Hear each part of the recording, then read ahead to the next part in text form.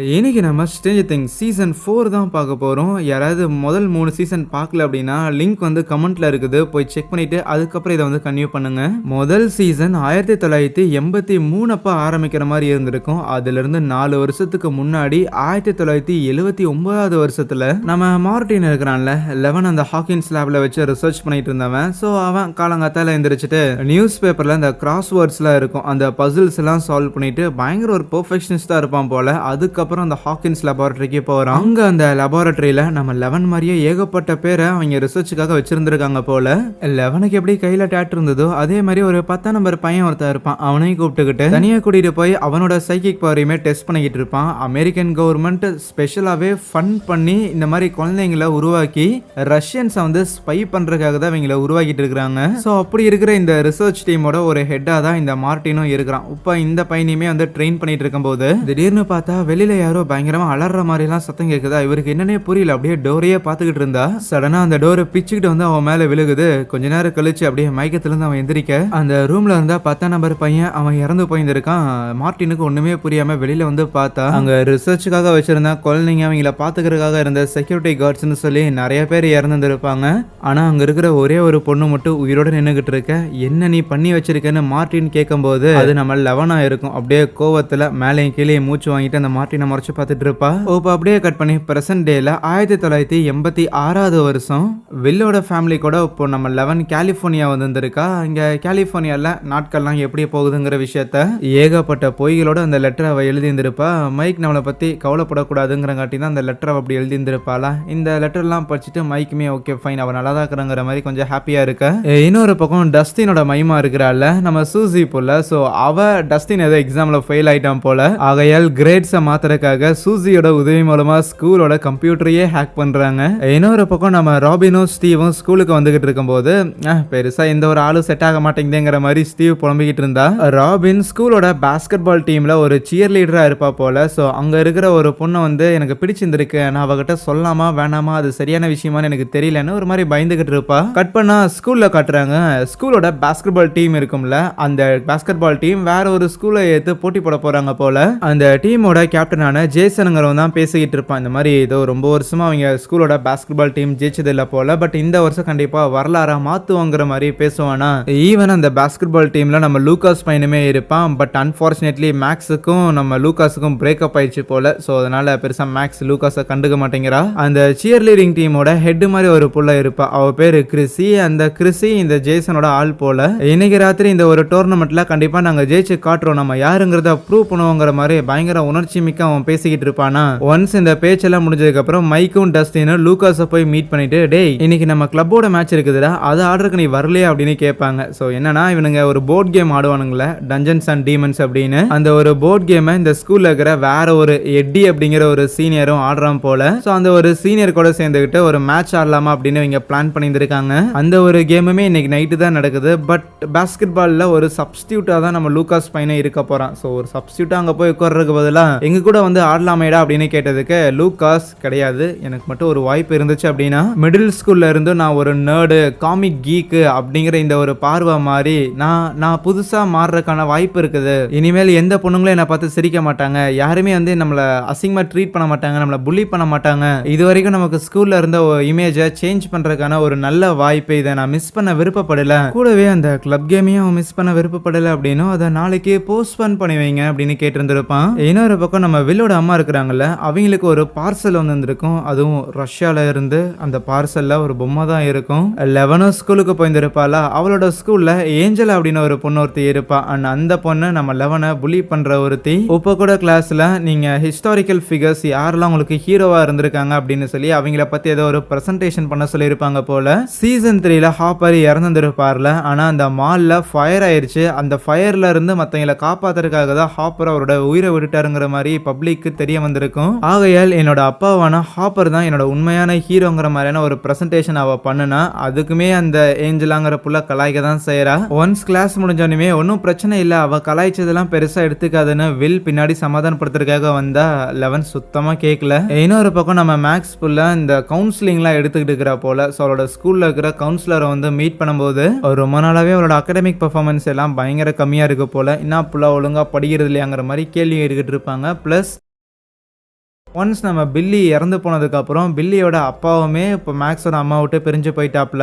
ஆகையால் மேக்ஸோட அம்மா தினமும் 2 வெவ்வேறு வேலைக்கு போயிட்டு அந்த ஸ்ட்ரெஸ்ல குடிச்சிட்டுன்னு சொல்லி பெருசா எந்த ஒரு டைமுமே இவளுக்காக ஸ்பெண்ட் பண்றது இல்ல.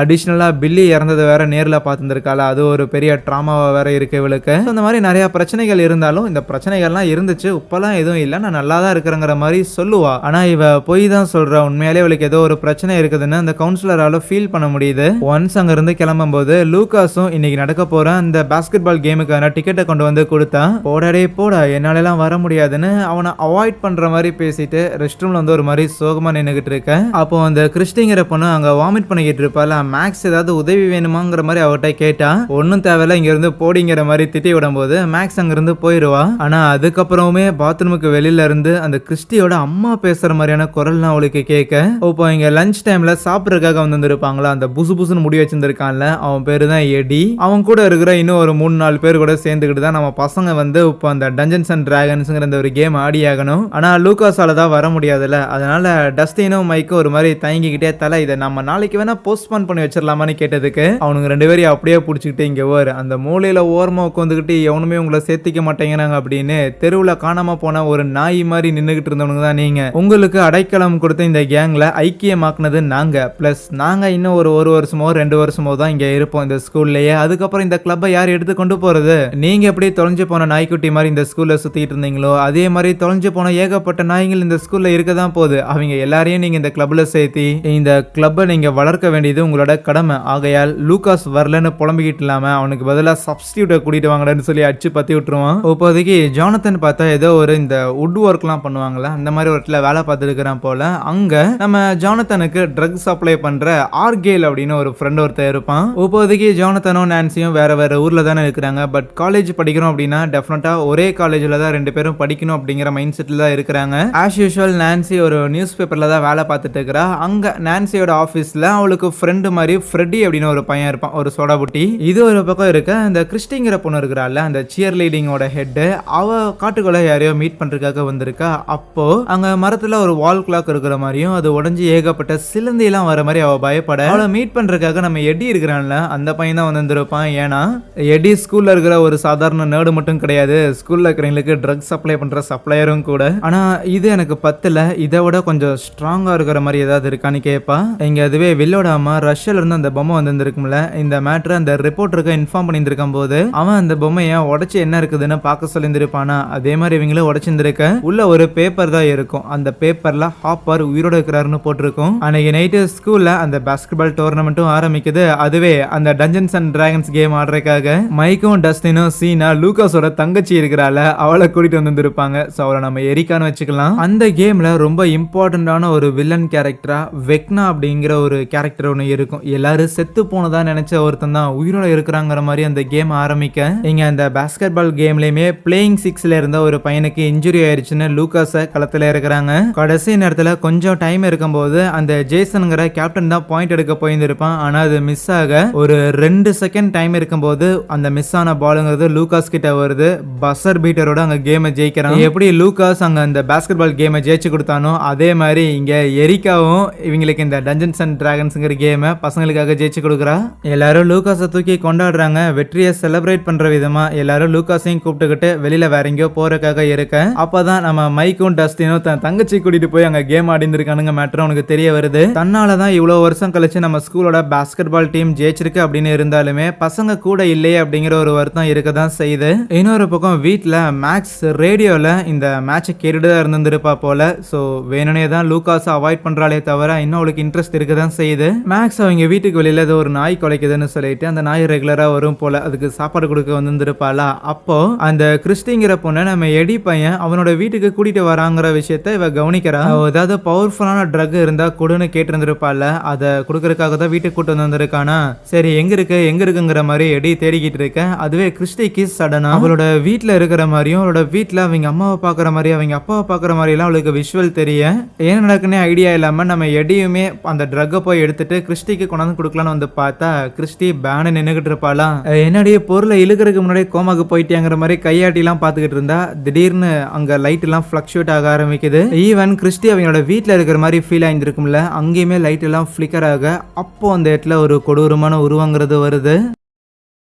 அந்த உருவம் கிறிஸ்டி கிட்ட வந்துட்டு, கவலைப்படாத, இனிமேல் உன்னோட சோகங்கள் எல்லாமே தீரப்போகுதுன்னு சொல்லி அதோட பவரை பயன்படுத்த இங்க ரியல் லைஃப்ல இருக்கிற கிறிஸ்டியோட பாடி அப்படியே ஏர்ல பறந்து அப்படியே சீலிங்ல அப்பி கையு காலு வாய் கொண்டு எல்லாமே அப்படியே ஒரு மாதிரி திரும்ப ஆரம்பிச்சிருது. எட்டிக்கு ஒண்ணுமே புரியாம அலறிக்கிட்டு இருப்பான். அப்படியே கட் பண்ணா போன சீசன்ல அந்த மிஷினை நம்ம வில்லோட அம்மா ஆஃப் பண்ணும்போது அந்த இடத்துல ஒரு பெரிய விபத்துங்கிறது ஏற்பட்டிருந்திருக்கும். நம்ம ஹாப்பர் அதுல ஆல்மோஸ்ட் அழியிற மாதிரி இருக்கும்போது அதுல இருந்து எஸ்கேப் ஆகிறதுக்காக எகிரி குச்சிருந்திருப்பாரா. அப்படி கீழே குதிச்சதுல சில காயங்களோட அவரு அன்னைக்கு உயிர் தப்பிந்திருப்பாரு. கட் பண்ணா பிரசன்ட் டேல நம்ம மேக்ஸ் காலையில எந்திரிச்சு வரும்போது நிறைய போலீஸ்காரெல்லாம் வெளியில வருமா. என்னடான்னு பார்த்தா நேற்று நைட்டு கிறிஸ்டி இறந்து போயிருந்திருப்பாளா. நைட்டு வேலையை முடிச்சுட்டு நம்ம எட்டியோட அங்கிளோட வீடா இருக்கும் இது. அவரு காலையில திருப்பி வீட்டுக்கு வரும்போது தான் இப்படி ஒரு பாடி இருக்குதுன்னு பார்த்துட்டு போலீஸ்க்கு கால் பண்ணியிருக்கேன். என்னடா நேற்று நைட்டு தான் எட்டி அந்த கிறிஸ்டியை கூட்டிட்டு வந்தா என்ன ஆச்சு அப்படிங்கிற மாதிரி நம்ம மேக்ஸுக்கு ஒன்றும் புரியாம இருக்கும். ஆனா இந்த வீட்டுக்குள்ள போயிட்டு போலீஸ் என்னென்னலாம் பேசுறாங்கிற எல்லா விஷயத்தையும் ஆஸ் யூசுவல் யாரோ உட்காந்து ஒட்டு கேட்டுக்கிட்டு இருக்கு. பேரலா நம்ம மைக் 11 மீட் பண்றதுக்காக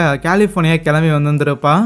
11 மீட் பண்ணல மைக்கு ரொம்ப சந்தோஷம். இருந்தாலும் மைக்குக்கும் வில்லுக்குமான உறவுங்கிறது கொஞ்சம் குறைஞ்ச மாதிரி தெரியுது. இங்க ஸ்டீவும் ராபினும் கடையில வேலை பார்த்துக்கிட்டு இருக்கும்போது அப்போ நியூஸ்ல அந்த கிறிஸ்டிங்கிற பொண்ணு இறந்து போயிருந்திருப்பாள். அவளோட சடலத்தை மீட் இருக்காங்கிற விஷயத்த நியூஸ்ல பாக்குறாங்களா. அதுவே நேற்று நைட் அந்த பாஸ்கெட் பால் மேட்ச் ஜெயிச்சதுக்கு அப்புறம் அந்த பாஸ்கெட் பால் டீம் ஒரு கைவிடப்பட்ட கடையில வந்துட்டு சரக்கடிச்சு பார்ட்டி பண்ணியிருந்திருப்பானுங்களா. காலையில எல்லாரும் போதை தெளிஞ்சதுக்கு அப்புறம் டிவியை போட்டு சும்மா நியூஸ் பார்த்துக்கிட்டு இருக்கும் போதுதான் அந்த கிறிஸ்டி இறந்து போன விஷயம் ஜேசனுக்கு தெரிய வருது. காலையில ஆபீஸுக்கு வந்த நான்சியுமே இப்போ இந்த கிறிஸ்டி இறந்து போன இந்த செய்திங்கிறது அவளுக்கு பார்பராவை ஞாபகப்படுத்துற மாதிரி இருக்கு. அதுவே இந்த மேக்ஸ் புல்லா நம்ம டஸ்டினை வந்து மீட் பண்ணிட்டு நேத்து நைட்டு அவ அந்த கிறிஸ்டிங்கிற பொண்ணு எடி கூட இருந்ததை சொல்லக்குள்ள அப்படின்னா என்ன எடி தான் கொலை பண்ணான்னு சொல்ல வரையாங்கும் போது டஸ்டினால இதை ஏத்துக்க முடியல. கமான் எடி அப்படி பண்ற ஆள் இல்லைன்னு சொல்லிட்டு இருப்பானா. இருந்தாலும் இந்த விஷயத்தை எதுக்கு நீ போலீஸ் கிட்ட சொல்லாம என்கிட்ட சொல்ற அப்படின்னு கேட்கும் போதுதான் மேக்ஸ் இன்னொரு பதிலையுமே வச்சிருக்கா. அந்த கிறிஸ்டி புள்ளைய எடி கூட்டிட்டு வந்ததுக்கு அப்புறம் இந்த மேக்ஸுக்கு வந்து ஜாலியா டிவி பார்த்துக்கிட்டு இருப்பாளா. அப்போ டிவிங்கிறது ஒரு மாதிரி கிளிச் ஆக ஆரம்பிச்சிருந்திருக்கும். பேரலா அந்த எட்டிங்கிறவனுமே ஒரு மாதிரி அலறி அடிச்சுக்கிட்டு அந்த வீட்டுல இருந்து கார் எடுத்துட்டு ஓடி இருந்திருப்பான்.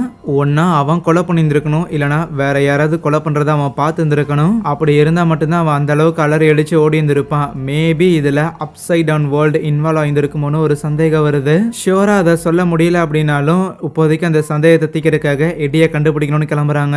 இன்னொரு பக்கம் அந்த ரிப்போர்ட்டர் வில்லோட அம்மாவுக்கு அந்த லெட்டர் வந்துருக்குல்ல, சோ அது என்னன்னு பாக்குறதுக்காக வீட்டுக்கு வந்துருப்பாரா. இந்த லெட்டரை கண்டிப்பா ஹாப்பர் தான் வேற யார் மூலமாவது நமக்கு அனுப்பியிருந்திருப்பாங்க அப்படின்னு நம்ம வில்லோட அம்மா நினைக்கிறாங்க. ரிப்போர்ட்டருக்கு பெருசா அதுல நம்பிக்கை இல்ல. மேபி உன்னை பிடிக்கிறதுக்காக யாராவது இந்த சேஷ்ட வேலைகளை பார்த்துருக்கலாம், இல்லைன்னா இதை சும்மா உங்ககிட்ட இருந்து காசு பறிக்கிறதுக்காக யாராவது பார்த்த வேலையா இருக்கும் தான் சொல்லுவாப்புல. இருந்தாலும் வில்லோட அம்மாவை பத்தி தான் தெரியுமே, பயங்கர ஸ்டபானான ஒருத்தங்க. சோ கண்டிப்பா இது உண்மையா தான் இருக்கும். ஹாப்பர் உயிரோட தான் இருப்பாங்க அவங்க ஸ்ட்ராங்கா நம்ப.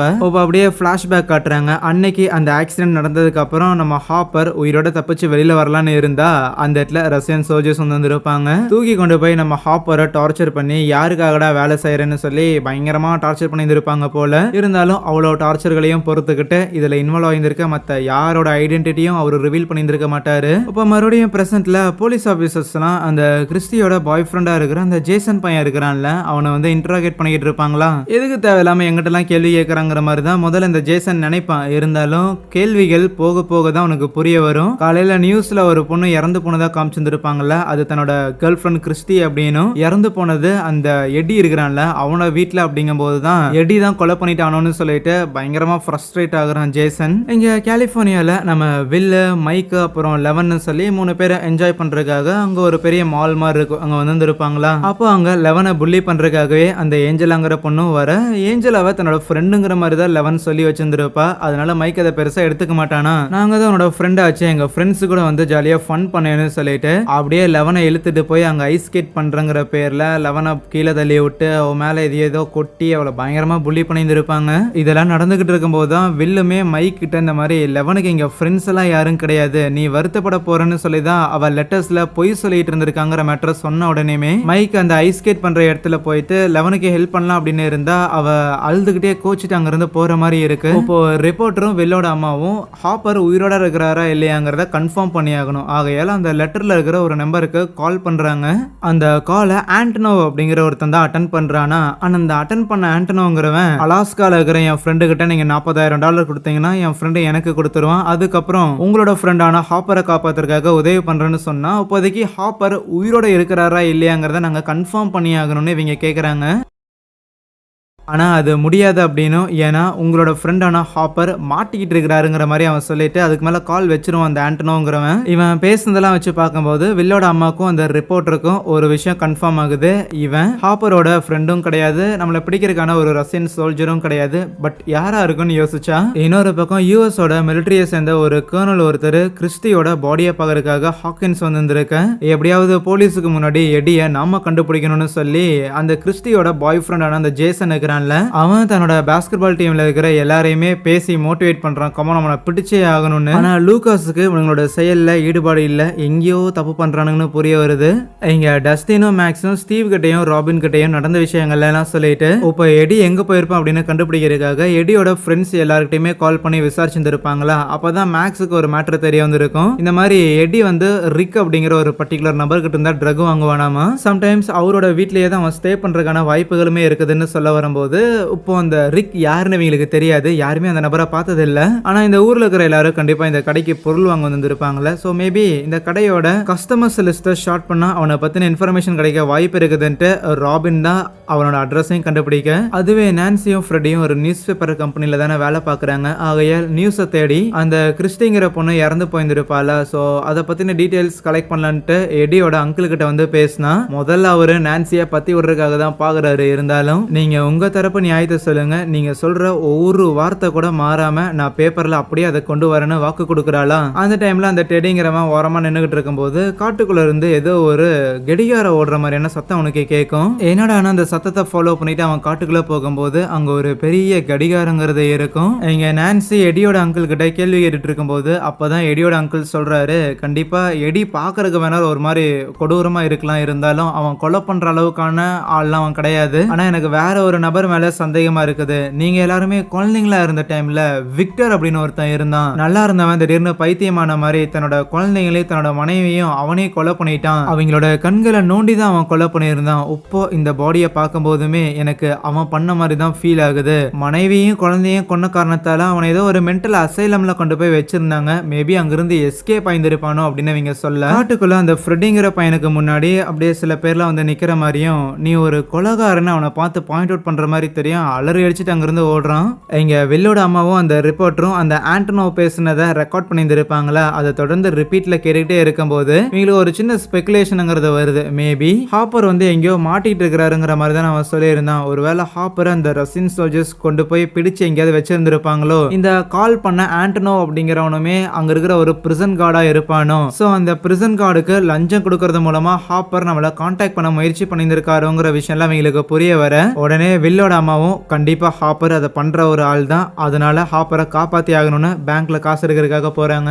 வில்லும் மைக்கும் கோச்சுக்கிட்டு லெவன் எங்க போனான்னு தெரியலையேன்னு அங்க அவளை தேடிக்கிட்டு இருக்க, அதுவே லெவன் ஓரமா ஒரு இடத்துல போய் உட்காந்துட்டு பயங்கரமா ஃபீல் பண்ணுவா. ஏன்னா இவ்வளவு நாளா இந்த ஒரு வருஷமா நான் நல்லா தான் இருக்கிறேங்கிற மாதிரி அவ மைக் கிட்ட ஃபேக்கா ஒரு விஷயத்தை கிரியேட் பண்ணிருப்பாள்ல, அது பிரேக் ஆயிருச்சுங்கிற மாதிரி தான் அவ ஃபீல் பண்றா. அப்போ ஏஞ்சலாவும் அவங்களோட ஃப்ரெண்ட்ஸும் அங்கதான் இருக்கிறத பார்த்துட்டு நேரா நம்ம லெவன் கிட்ட போய், இங்க பாரு நீ இப்ப பண்ண செயலுக்காக என்கிட்ட மன்னிப்பு கேட்டுக்கிட்டு இப்போ நீ பண்ணது எல்லாமே ஜோக் தாங்கிற மாதிரி என்னோட பாய் ஃப்ரெண்ட் கிட்டே வந்து சொல்லு அப்படின்னு கேட்டா, ஓ பாப்பா நீ சொல்றதெல்லாம் நாங்க செய்யணுமா, போய் உங்க ஒப்பன்ட்டு கம்ப்ளைண்ட் பண்றீங்கிற மாதிரி அவளை கிண்டல் பண்ணிட்டு அங்க இருந்து போனா, ஹாப்பர் அசிங்கமா பேசினோட லெவனுக்கு கோவம் வந்துடும். அங்க இருக்கிற ஒரு ஷூவை எடுத்து போய் அவளோட மூஞ்சிலே அடிச்சு மூக்க உடைச்சு விட்டுறா. இன்னொரு பக்கம் டஸ்டின், மேக்ஸ், ராபின், ஸ்டீவன் சொல்லி இவங்க 4 பேரும் எடியை தேடிட்டு அந்த ரிக்குங்கிறவனோட வீட்டுக்கு வந்திருக்கேன். அங்க இருக்கிற ஒரு ஷெட்ல நம்ம எடியுமே பாக்குறாங்க. டேய் என்ன மாமி நடந்துச்சுன்னு கேட்டா, நான் சொல்ற விஷயத்த கண்டிப்பா நீங்க நம்ப மாட்டீங்க அப்படின்னு சொன்னதுக்கு, கமான் நம்ப முடியாத விஷயத்த தான் நீ சொல்ல போறன்னு அதை எதிர்பார்த்து தான் நாங்க வந்திருக்கோம்னு சொல்லுவாங்க. இங்க நான்சி அவன் கூட வந்து அந்த டெடிங்கிற பையனை காணோன்ட்டு அங்க இருந்த ஒரு போலீஸ் ஆபீசருக்கு இன்ஃபார்ம் பண்ண, அதுவே அந்த ஃப்ரெடி காட்டுக்குள்ள இருந்து ரோட்டுக்கு வருவானா, அங்க ரோட்ல ஒரு காருங்கிறது எரிஞ்சுக்கிட்டு இருக்கும். என்னன்னா இதுக்கு முன்னாடி ஏதோ கார் ஆக்சிடென்ட்ல யாரையோ கொலை பண்ணியிருந்திருக்கான் போல. சோ அந்த ஒரு மெமரிங்கிறது அவனை ஹாண்ட் பண்ண ஆரம்பிக்குது.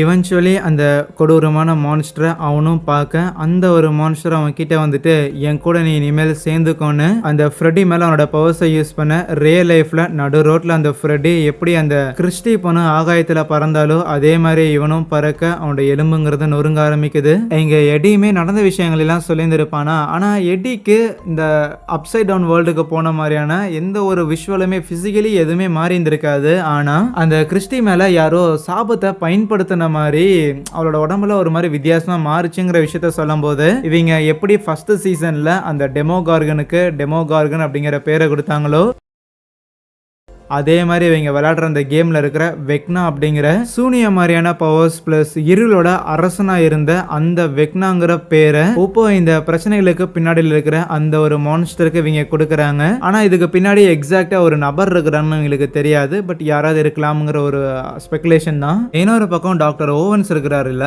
அவரை மீட் பண்றதுக்காக மிலிட்டரியோட அந்த கர்னல் வந்திருப்பாரு. ஹாக்கின்ஸ்ல அந்த கிறிஸ்டிங்கிற பொண்ணு இறந்து போனதுக்கு பின்னாடி மேபி 11 கீது இருப்பாளோ அப்படிங்கிற ஒரு சந்தேகம் தான் இந்த கர்னல் இருக்கு. இருந்தாலும் ஓவன்ஸ் அதெல்லாம் ஒண்ணும் இல்லங்க, 11 தான் எப்படியும் இறந்து போயிட்டாலே அப்படின்னு சொன்னா, நீங்க சொல்ற இந்த கதைகளை நம்பருக்கு நாங்க ஒன்னும் முட்டாள் கிடையாதுன்னு ஓவனோட இடத்தை சர்ச் பண்ண ஆரம்பிக்கிறாங்க. ஆக்சுவலி இவங்களோட கான்வர்சேஷன்ல தான் ஒரு விஷயம் ரிவீல் ஆயிருக்கும். என்னன்னா இந்த மாதிரி பவர் உள்ள ஆளுங்க எல்லாரையும் இவங்க கிரியேட் பண்றாங்கல்ல, இவங்க கிரியேட் பண்றதுக்கு பின்னாடி இருக்கிற காரணங்கிறது ரிமோட் அசாசினேஷன். ஸோ ரஷ்யால இருக்கிற ஒருத்தனை போட்டு தள்ளணும்னா அமெரிக்கால இருக்கிற இந்த குழந்தைய பயன்படுத்தினாலே போதும், அந்த மாதிரியான ஒரு விஷயம் தான். நீங்க 11 ஏஞ்சலாவோட மூக்க உடைச்சிட்டு இருந்திருப்பால, பசங்களை பிக்கப் பண்றதுக்காக ஜானத்தனும் ஆர்கேலும் வந்திருப்பாங்களா, இப்படி 11 சம்பவம் பண்ணியிருக்காங்கிறதெல்லாம் பார்த்துட்டு அதுக்கப்புறம் தான் கார்ல கூட்டிட்டு வராங்க. இருந்தாலும் ஜானத்தனா இருக்கட்டும் அந்த ஆர்கேலா இருக்கட்டும் ரெண்டு பேரும் ஆல்ரெடி போதையில இருப்பானுங்க போல. இதை சீரியஸா எடுத்துக்காம அவனுங்க பாட்டுக்கு நக்கல் பண்ணிக்கிட்டு இருக்க 11ல அழுக ஆரம்பிச்சிருவா. அதுக்கப்புறம் வீட்டுக்கு வரும்போது அங்கதான் நம்ம ரிப்போர்ட்டர் எல்லாருக்கும் சமைச்சு போட்டுக்கிட்டு இருப்பாரா. கூடவே ஹாப்பரை பத்தி ரஷ்யால இருந்து இன்ஃபர்மேஷன் வந்திருக்குங்கிற மேட்டர்லாம் பசங்க கிட்ட ஷேர் பண்ணல. அதுக்கு பதிலா இவர் ஏதோ ஒரு வேலை விஷயமா இந்த ஊருக்கு வந்தாங்கட்டி சும்மா உங்களை எல்லாம் பார்த்துட்டு போகலான்னு வந்தேன்னு சொல்லியிருப்பாரா. அது மட்டும் இல்லாம நாளைக்கே அந்த காசை வந்து கொடுக்கறதுக்காக நம்ம வில்லோட அம்மாவும் அலாஸ்கா போக வேண்டியதா இருக்கும். ஆகையால அவங்க சின்ன ஒரு ஹோம் பிசினஸ் மாதிரி பண்ணிட்டு இருக்காங்க போல. சோ அதை இன்னும் அடுத்த லெவலுக்கு கொண்டு போறதுக்காக அலாஸ்கால நான் ஒரு கிளைண்ட்டை மீட் பண்ண போறதா இருக்கிறேன், நாளைக்கு நீ தான் பசங்க எல்லாரையும் பாத்துக்கணும் அப்படின்னா அவங்க அம்மா ஜானத்தன் பொறுப்பை கொடுத்தா, அவன்லாம் மத்தியானம் அடிச்ச போதையில இருந்தே இன்னும் தெரியாம பேபேன்னு உட்காந்துக்கிட்டு இருப்பான். பேரலா அப்சைட் டவுன் வேர்ல்ட்ல அந்த வெக்னா இருக்கிறான்ல, அவன் சம்திங் ஏதோ ஒரு வீட்டுல இருக்கிற மாதிரியும் அங்க இருக்கிற ஏகப்பட்ட டென்டகல்ஸ் எல்லாம் அவனோட பாடியில வந்து கனெக்ட் ஆகுது. கட் பண்ண அடுத்த நாள் காலையில இறந்து போன அந்த கிறிஸ்டி பொண்ணோட பாய் ஃப்ரெண்ட் இருக்கிறான் ஜேசன், டீம்ல இருக்கிற பசங்க ஒரு 2-3 பேரை கூப்பிட்டுக்கிட்டு இன்னைக்கு அந்த எட்டி கையில கிடைச்சானா அவன் மண்டையிலேயே போட்டு குழி தோண்டி புதைச்சிடணும் அப்படின்னு கிளம்பிட்டு இருந்தா. லூகாஸும் இவனுங்க கிளம்புறதா பார்த்தானுமே இவனுங்களை தனியா விட வேணான்னு சொல்லிட்டு அவனுமே இவனுங்க கூட ஐக்கியமாயிடுறான். அதே நேரத்துல எட்டிக்கு தேவையான ஃபுட் எல்லாத்தையுமே சப்ளை பண்றதுக்காக நம்ம பசங்க தான் வந்திருப்பானுங்க. அடுத்த நாளுமே இப்போதைக்கு ஊர்ல விஷயம் தெரிஞ்சவங்க எல்லாரும் எட்டி தான் இந்த மர்டரை பண்ணியிருப்பான் அப்படின்னு நம்பிட்டு எட்டிய மட்ட பண்றதுக்காக தேடுறாங்க. முக்கியமா கிறிஸ்டியோட பேரண்ட்ஸ், அதுக்கப்புறம் அந்த ஜேசன் இவனுங்கலாம். ஆனா நல்ல விஷயம் என்னன்னா எட்டி தான் இதை பண்ணணும் அப்படின்னு அஃபீஷியலா யாரும் அனௌன்ஸ் பண்ணல. ஆகையால் இப்போதைக்கு நீ சேஃப் தான். இருந்தாலும் சிக்னா காலி. ஆகையால் அதுக்கு முன்னாடி நாம அந்த வெக்னாவை கண்டுபிடிச்சு நீ நிரபராதிங்கிறத ப்ரூவ் பண்ணி ஆகணும்னு சொல்லக்குள்ள அந்த வழியா ஏகப்பட்ட ஆம்புலன்ஸ் போலீஸ்காரெல்லாம் போகுமா. என்னடான்னு பார்த்தா நேத்து நைட் நம்ம நான்சி கூட இருந்த அந்த ஃப்ரெட்டிங்கிற பையன் இருக்கிறான்ல, அவன் நடு ரோட்ல இறந்து கிடப்பான். ஆகையால் நம்ம நான்சியை விசாரிச்சுக்கிட்டு இருக்க நான்சிக்கு அந்த விக்டர் அப்படிங்கிறவன் தன்னோட ஃபேமிலியை கொல்ல பண்ணல, அவன் மேலதான் சந்தேகமா இருக்குதுன்னு சொன்னதுக்கு விக்டருங்கிறவன் இன்னும் சேஃபா அவனோட அசைலம்ல தான் இருக்கிறான், அவனை எப்படி நீங்க பாயிண்ட் பண்றீங்கன்னு போலீஸுக்கு புரியாம இருக்கும்போது கரெக்டா ஸ்டீவ் பசங்கன்னு சொல்லி எல்லாரும் அந்த இடத்துக்கு வராங்களா. நான்சிக்கு கொஞ்சம் ஆறுதலா இருக்கும், ஏன்னா போலீஸோட இன்ட்ராகேஷன் அந்த அளவுக்கு ஒரு மாதிரி அவளை கார்னர் பண்ணியிருக்கும். இன்னொரு பக்கம் வில்லோட வீட்டுல 11 காலையில சாப்பிடாம இருக்க சரின்ட்டு மைக் தான் சாப்பாடு எடுத்துக்கொண்டு போய் கொடுத்தா அவ அப்பயுமே வாங்க மாட்டேங்கிறா. சரி உனக்கு என்னாச்சு தான் சொல்ல அப்படின்னு மைக் பேச ஆரம்பிக்கும் போது லைக் அப்பதான் 11 வந்து அவளோட ஃப்ரஸ்ட்ரேஷனே வெண்ட் அவுட் பண்றா. இந்த மாதிரி நீ என்ன லவ் பண்ற அப்படின்னு கூட ஒரு வார்த்தையே சொல்ல மாட்டேங்கிற, நீ சும்மா என்ன கேர் பண்றங்கிற மாதிரி தான் இருக்கிற, அப்போ நீ என்ன லவ் பண்ணலையா, ஏன் எந்த ஒரு லெட்டர்லயுமே லவ் பண்ற அப்படின்னு எழுதவே இல்லை அப்படின்னு சொல்லி 11க்கு மைக்கோட வார்த்தைகள் மூலமா தன்னை லவ் பண்றான் அப்படிங்கிற விஷயத்தை எக்ஸ்பிரஸ் பண்ணணும்னு எதிர்பார்த்துருக்கான். ஆனா இந்த விஷயம் நம்ம மைக் பையனுக்கு புரியல. என்னடி பேசுற, ஏன்டி இந்த உலகத்துல நீ தான் எனக்கு ரொம்ப முக்கியம், ஏன் அதை நான் சொன்னாதான் புரியுமாங்கிற மாதிரி அவன் குழம்பி போயிடுவானா. ஆனா அப்பன்னு பார்த்து அங்க வந்த போலீஸ் நேத்தேவமும் குடைச்சிட்டு இருந்திருப்பால, ஆகையால் கேஸ் கொடுத்துருக்காங்க போல. நம்ம 11 அரெஸ்ட் பண்ணி கூட்டிட்டு போறாங்க. ஆனா இன்னாரன்னு பார்த்து நம்ம ரிப்போர்ட்டரும் வில்லோட அம்மாவும் அலாஸ்காக்கு ஃபிளைட்ல கிளம்பி போயிருந்திருக்காங்க. இருந்தாலும் பசங்க கிட்ட ஒரு வார்த்தை சொல்லியிருந்திருக்கலாம் அப்படின்ட்டு வில்லோட அம்மாவுக்கு கொஞ்சம் ஃபீலிங் இருந்தா அதுக்கு ரிப்போர்ட்டர் இல்ல இப்பதான் நீ ப்ராப்பரா நடந்துருக்க, பசங்க கிட்ட இதை பத்தி சொன்னா அவங்க தேவையில்லாம இதை நினைச்சு கவலைப்படுவாங்க, அப்புறம் அவனுங்களும் வரணும்னு சொல்லுவாங்க, தேவையில்லாத விஷயம் நம்மளே பாத்துக்கலாம்னு சொல்லிட்டு கிளம்பி வர. அதுவே ரஷ்யால தானே நம்ம ஹாப்பரை ஒரு கைதியா வச்சிருந்திருக்காங்க. அங்க வேலை பார்த்துட்டு இருக்கும் போது அந்த அன்டோனோங்கிற ரஷ்யன் பிரிசன் கார்டு எல்லாருக்கும் முன்னாடி சந்தேகம் வராத மாதிரி நம்ம ஹாப்பரை வேணும்னே அடிச்சுட்டு அவனை தனியா கூட்டு போய் அடிக்கிற மாதிரி தனியா கூட்டிட்டு போய் போய் உன்னோட ஃப்ரெண்ட்ஸ் கிட்ட நான் இன்ஃபர்மேஷன்லாம் பாஸ் பண்ணிட்டேன், காசு எடுத்துக்கிட்டு அலாஸ்கா போயிருக்காங்க, கூடிய சீக்கிரம் உன்னை ரெஸ்கியூ பண்றதுக்குமே இங்க வருவாங்க அப்படின்னு சொல்றான். இங்க இன்னொரு பக்கம் நம்ம ஸ்டீவ் பசங்க எல்லாருமே நான்சியை மீட் பண்ணியிருப்பாங்கல்ல, அவளையுமே தனியா கூட்டு போய் உட்கார வச்சுட்டு இவங்க இப்போதைக்கு கலெக்ட் பண்ண இன்ஃபர்மேஷன்லாம் வச்சு பார்த்தா அந்த கிறிஸ்டியா இருக்கட்டும், ஈவன் இப்போ இறந்து போன அந்த ஃப்ரெடியா இருக்கட்டும், ரெண்டு பேருமே சம்திங் அந்த அப்சைட் டவுன் வேர்ல்ட்ல இருந்து வந்த ஏதோ ஒரு விஷயத்தால தான் அஃபெக்ட் ஆயிருக்காங்க, அதுல தான் இறந்து போயிருக்காங்கன்னு கன்க்ளூஷனுக்கு வராங்க. ஆனால் இப்போ இறந்து போன ரெண்டு பேருமே இறந்து போகிறதுக்கு முன்னாடி எதையோ பார்த்து பயந்த மாதிரி இருந்திருக்காங்க. ஸோ மேபி அவங்க எதை பார்த்து பயந்தாங்கிற விஷயத்த அவங்களுக்கு க்ளோஸாக இருக்கவங்ககிட்ட ஷேர் பண்ணியிருப்பாங்களோன்னு யோசிக்கும் போது தான் மேக்ஸுக்கு ஒரு விஷயம் ஸ்ட்ரைக் ஆகுது. மேக்ஸ் ஸ்கூல் கவுன்சிலிங் ரூமுக்கு போகும்போது தான் ஆல்ரெடி கவுன்சிலிங்கை முடிச்சுட்டு அந்த கிறிஸ்டிங்கிற பொண்ணு வெளியில் வந்துருப்பா. மேபி ஸ்கூல் கவுன்சிலர்கிட்ட ஏதாவது விஷயம் சொல்லியிருந்திருப்பாளோன்னு அங்கேருந்து கிளம்பும் போது நான்சி நீங்கள் அதை போய் தருங்க, எனக்கு வேற ஒரு விஷயத்து மேலே சந்தேகமாக இருக்குதுன்னு அங்கேருந்து கிளம்பும் போது அவளை தனியாக விட வேணான்ட்டு ராபினும் கூட போகிறா. நம்ம பசங்க எல்லாரும் இங்கிருந்து கிளம்பினதுக்கு அப்புறம் தான் அங்க அந்த கிறிஸ்டிங்கிற பொண்ணு இறந்து போனல எட்டியோட அந்த கேபின்ல அந்த இடத்துல அப்சைட் டவுன் வேர்ல்டுக்கான ஒரு போர்ட்டலுங்கிறது ஓபன் ஆகுது. அதுவே அப்சைட் டவுன் வேர்ல்ட்ல இருக்கிற வெக்னா இப்போ இந்த கிறிஸ்டி அண்ட் ஃப்ரெடி வந்து டார்கெட் பண்ணுச்சுல, அதே மாதிரி ஹாக்கின்ஸ் ஊர்ல இருந்து வேற யாரையாவது சூஸ் பண்ணலாம் அப்படின்ட்டு அந்த ஜேசனோட டீம்ல இருக்கிற பேட்ரி அப்படிங்கிற ஒரு பையனை டார்கெட் பண்ணுது. அந்த பேட்ரிக்ங்கிற பையனை ஜேசன் தானே கூட்டு வந்திருக்கான். நேரா எட்டியோட ஃப்ரெண்ட்ஸ் ஒரு 3 பேர் இருப்பாங்க, அவங்கள போய் மீட் பண்ணிட்டு ஆரம்பிக்கும் போதே மூஞ்சி வாயெல்லாம் உடைச்சு ஒழுங்கு மரியாதையா அந்த எடி எங்கடா அப்படின்னு கேட்டா எங்களுக்கு தெரியல, ஆனா டஸ்டின்ங்கிற ஒரு பையன் எடியை தேடி வந்தான், வேணா அவனை போய் கண்டுபிடிங்க அப்படின்னு சொல்லுவானா. என்னடா இது நம்ம பசங்களா இன்வால்வ் ஆகுறானுங்களேன்னு லூகாஸுக்கு பயம் வர ஆரம்பிக்குது. எங்க போலீஸ் லெவனை கூட்டிட்டு போயிருப்பாங்கல்ல, அவளை இன்ட்ராகேட் பண்ணிட்டு அதுக்கப்புறம் அவளை ஜூவினல் ஜெயில சிறுவர் சீர்திருத்த பள்ளியில போடுறதுக்காக கூட்டிட்டு போக, என்னடா மூக்கு உடைச்சதுக்கெல்லாம் ஜெயில போடுவாங்களா நம்ம பசங்களுக்கு ஒன்றும் புரியாம இருப்பாங்க. ஈவன் மைக்கெல்லாம் வந்து அப்படியே நடுரோட்ல மண்டை காஞ்சி நின்றுகிட்டு இருப்பான். இங்க ரஷ்யால ஹாப்பர் சாப்பாடு வாங்கிட்டு இருக்கும் போது அவர் கூட இருக்கிற இன்னொரு ஒரு கைதி கிட்ட அவரோட சாப்பாடை கொடுத்துட்டு என் காலில் நீ அடிக்கணும் சரியா அப்படின்னு சொல்றான். வேலையும் நடந்துகிட்டு இருக்க அங்க இருக்கிற சோல்ஜர்ஸ் கவனிக்காத நேரத்துல ஹாப்பரோட காலில் விலங்கெல்லாம் போட்டுருந்துருப்பாங்க. லைக் 2 கால்லையுமே விலங்கு போட்டு பெருசா நடக்க முடியாத மாதிரி அந்த விலங்கை ரிமூவ் பண்றதுக்காக அவங்க வேலை பார்த்துட்டு இருக்கும்போது சுத்தியில பயன்படுத்துவாங்கல்ல, அந்த ஒரு சுத்தியில பயன்படுத்தி ஹாப்பரோட எலும்பை உடைக்கிறான். ஸோ அப்பதான் அந்த விலங்கை கழட்ட முடியும். ஹாப்பர் அதை பண்ண சொல்லியிருந்திருப்பாரு. நான்சியும் ராபினும் இங்க ஊர்ல இருக்கிற லைப்ரரிக்கு போயிட்டு இப்போ விக்டர் அப்படிங்கிற ஒரு சீரியல் கில்லர் மேல தானே நான்சிக்கு டவுட் இருக்குது. ஸோ அதனால அந்த ஆளை பத்தின டீடைல்ஸ் கலெக்ட் பண்ணலாம் அப்படிங்கிற மாதிரி தான் போயிருப்பாங்களா.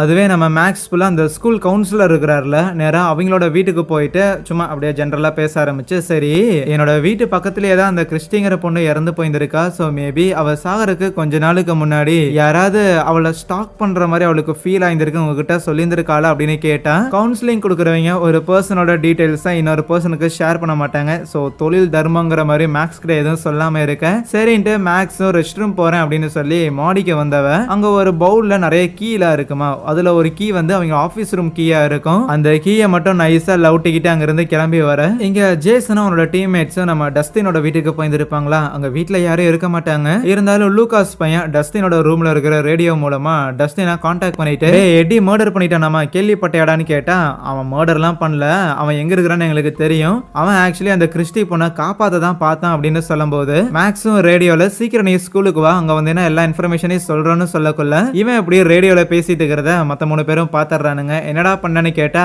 இல்ல எனக்கு எடி எங்க இருக்கிறான் அப்படின்னு ஒரு சின்ன க்ளூ கிடைச்சதுன்னு சொல்லுவானா. அதுவே இங்க 11 அரெஸ்ட் பண்ணி கூட்டிட்டு போயிட்டு இருப்பாங்கல்ல, அப்போ அந்த இடத்துக்கு மிலிட்டரி சேர்ந்தவங்களா வருவாங்களா. ஐயோ இவனும் கிட்ட மாட்ட வேண்டான்னு 11 எஸ்கேப் ஆக பார்த்தா நம்ம ஓவன்ஸ் அங்க வராப்ல. சோ ஓவன்ஸை பார்க்கும்போது அவளுக்கு கொஞ்சம் மன நிம்மதி. வேலையில முடிஞ்சதுக்கு அப்புறம் நைட்டு திருப்பியும் பிரிசனுக்கு கொண்டு வரும்போது நம்ம ஹாப்பர் அவரோட காலில் இருக்கிற அந்த போனை உடைச்சிருப்பார்ல, ஸோ அப்படியே காலை வளைச்சு அந்த கஃபை வந்து வெளியில் எடுக்கிறாரு. லைப்ரரியில நான்சியும் ராபினும் ஏதாவது இன்ஃபர்மேஷன் கிடைக்குமா அப்படின்னு தேடிட்டு இருக்கும்போது மோஸ்ட் ஆஃப் த நியூஸ் பேப்பர்ல 30 வருஷத்துக்கு முன்னாடி நடந்த அந்த மர்டருங்கிறது விக்டர் அப்படிங்கிற ஒரு கொலைகாரனை தன்னோட ஃபேமிலியா கொலை பண்ணிட்டான் அப்படிங்கிற மாதிரி தான் இருக்கும். ஆனா ஒரே ஒரு நியூஸ் பேப்பர்ல மட்டும் தான் வீட்டில் ஒரு டீமன் இருந்ததாகவும் அந்த டீமன் தான் தான் வீட்டில் இருக்கிற எல்லாரையும் கொலை பண்ணிச்சு, ஈவன் தன்னோட கண் பார்வையை கூட புடுங்கிடுச்சு அப்படிங்கிற மாதிரிலாம் ஏதோ இன்டர்வியூ மாதிரி எடுத்துருப்பாங்க போல. ஸோ மேபி 30 வருஷத்துக்கு முன்னாடி அந்த விக்டர் எங்க இருந்தாரோ அதே வீட்டில் அந்த டீமனுங்கிறது இருக்குமோ, அந்த டீமன் தான் நம்ம தேடுற வெக்னாவோ அப்படிங்கிற ஒரு கன்க்ளூஷனுக்கு வராங்க. டஸ்டின், ஸ்டீவ், மேக்ஸ்னு சொல்லி இவங்க 3 பேருமே அந்த கவுன்சிலரோட ஆபீஸ் ரூமுக்கு போறதுக்கான கீ எடுத்துட்டு ஸ்கூலுக்கு வந்துருப்பாங்களா. அதுவே நம்ம டாக்டர் ஓவன்ஸ் 11 தனியா கூப்பிட்டு வந்துட்டு இப்போ ஹாக்கின்ஸ் ஒரு பெரிய ஆபத்துல இருக்கிறதாவும் இதுக்கு முன்னாடி நீ ஃபேஸ் பண்ணதோடவுமே ஒரு பெரிய ஒரு பிரச்சனைங்கிறது நம்மளை நோக்கி வந்துகிட்டு இருக்கு, இந்த ஒரு பிரச்சனையை உன்னோட உதவி இல்லாம தடுக்க முடியும் அப்படின்னு எனக்கு தெரிஞ்சிருந்தா கண்டிப்பா உன் உதவி நாடி நான் வந்திருக்க மாட்டேன், ஆனா உன்னை தவிர இப்போ எங்களை காப்பாத்துறதுக்கு வேற வேற ஆளே இல்ல, ஹாக்கின்ஸை எதிர்த்து வர இந்த ஒரு போரை ஜெயிக்கிறதுக்காக நீ ரொம்ப முக்கியம் அப்படின்னு சொல்லும்போது, இல்ல எங்கிட்ட பவர் இல்லம்பாலா, அதை பத்தி கவலைப்படாத, இப்படி நடக்கும்னு எங்களுக்கு ஏற்கனவே தெரியும், அதனால தான் நாங்க எல்லாத்துக்கும் தயாரா இருந்திருக்கோம், உன்னோட பவரை எங்களால திருப்பியும் வர வைக்க முடியும், முன்ன இருந்ததோடமே பெட்டரா உன்னோட நண்பர்கள் எல்லாரையும் காப்பாத்துறதுக்காக நீ வேணும் அப்படின்னு இவர் பேசிக்கிட்டு இருக்க. அந்த கவுன்சிலரோட ஆபீஸ் ரூமுக்கு வந்த மேக்ஸுமே இப்போ அந்த கிறிஸ்டி இருக்கிறாள் அவளோட ஃபைலை எடுத்து செக் பண்ணும்போது மேஜரா அவளுக்கு மூக்குல இருந்து ப்ளீட் ஆகுறது, அப்புறம் அவளுக்கு கெட்ட கனவுகள் வர்றது, பாஸ்ட் ட்ராமா, அதுக்கப்புறம் பயங்கரமான ஸ்ட்ரெஸ்டாக இருக்கிற மாதிரியான ஃபீல், லைக் ஒரு மாதிரி டிப்ரெஷனில் இருக்கிற மாதிரியான ஆளுங்களை தான் அந்த வெக்னா டார்கெட் பண்ணதுன்னு அவள் புரிஞ்சுக்கிறா, மேக்ஸ் புரிஞ்சுக்கிறா. ஏன்னா ஆனால் பிரச்சனை என்னன்னா பில்லி இறந்து போனதுலேருந்துமே மேக்ஸும் அதே மாதிரி டிப்ரெஸ்டாக தான் இருக்கிறான், மூக்கில் இருந்து ரத்தம் வர்றது, கெட்ட கனவுகள் வர்றது, ரொம்ப முக்கியமாக அவளுக்கு பின்னாடி ஏதோ ஒரு கடிகாரம் ஓடுற மாதிரியான சத்தம் ஒன்று கேட்க அந்த சத்தத்தை அவள் ஃபாலோ பண்ணி போகிறா. இவென்ச்சுவலி வெக்னாவை அவங்க மீட் பண்ண. இன்னொரு பக்கம் வில்லோட வீட்டுக்கு டாக்டர் ஓவன்ஸோட ஃப்ரெண்ட்ஸ்னு சொல்லி ஒரு 3 பேர் வந்திருப்பாங்க. இப்போதைக்கு ஹாக்கின்ஸ் அந்த டவுன் வந்து ஆபத்தில் இருக்கு அப்படின்னும் அதை காப்பாத்துறதுக்காக லெவனுக்கு திருப்பி பவர்ஸ் கொடுக்கறதுக்காக கூட்டு போயிருந்திருக்காங்க. அந்த பவர்ஸ் லெவனுக்கு திருப்பி வரைக்கும் எவ்வளவு நாள் வேணாலும் ஆகலாம், அது வரைக்கும் நீங்க சேஃபா இருக்கிறதுக்காக எங்களை 2 ஆளுங்க இதே இடத்துல இருப்பாங்க, நீங்களுமே லெவனை பத்தின எந்த ஒரு விஷயத்தையும் வெளியில சொல்லாதீங்கன்னு சொல்லுவாங்க.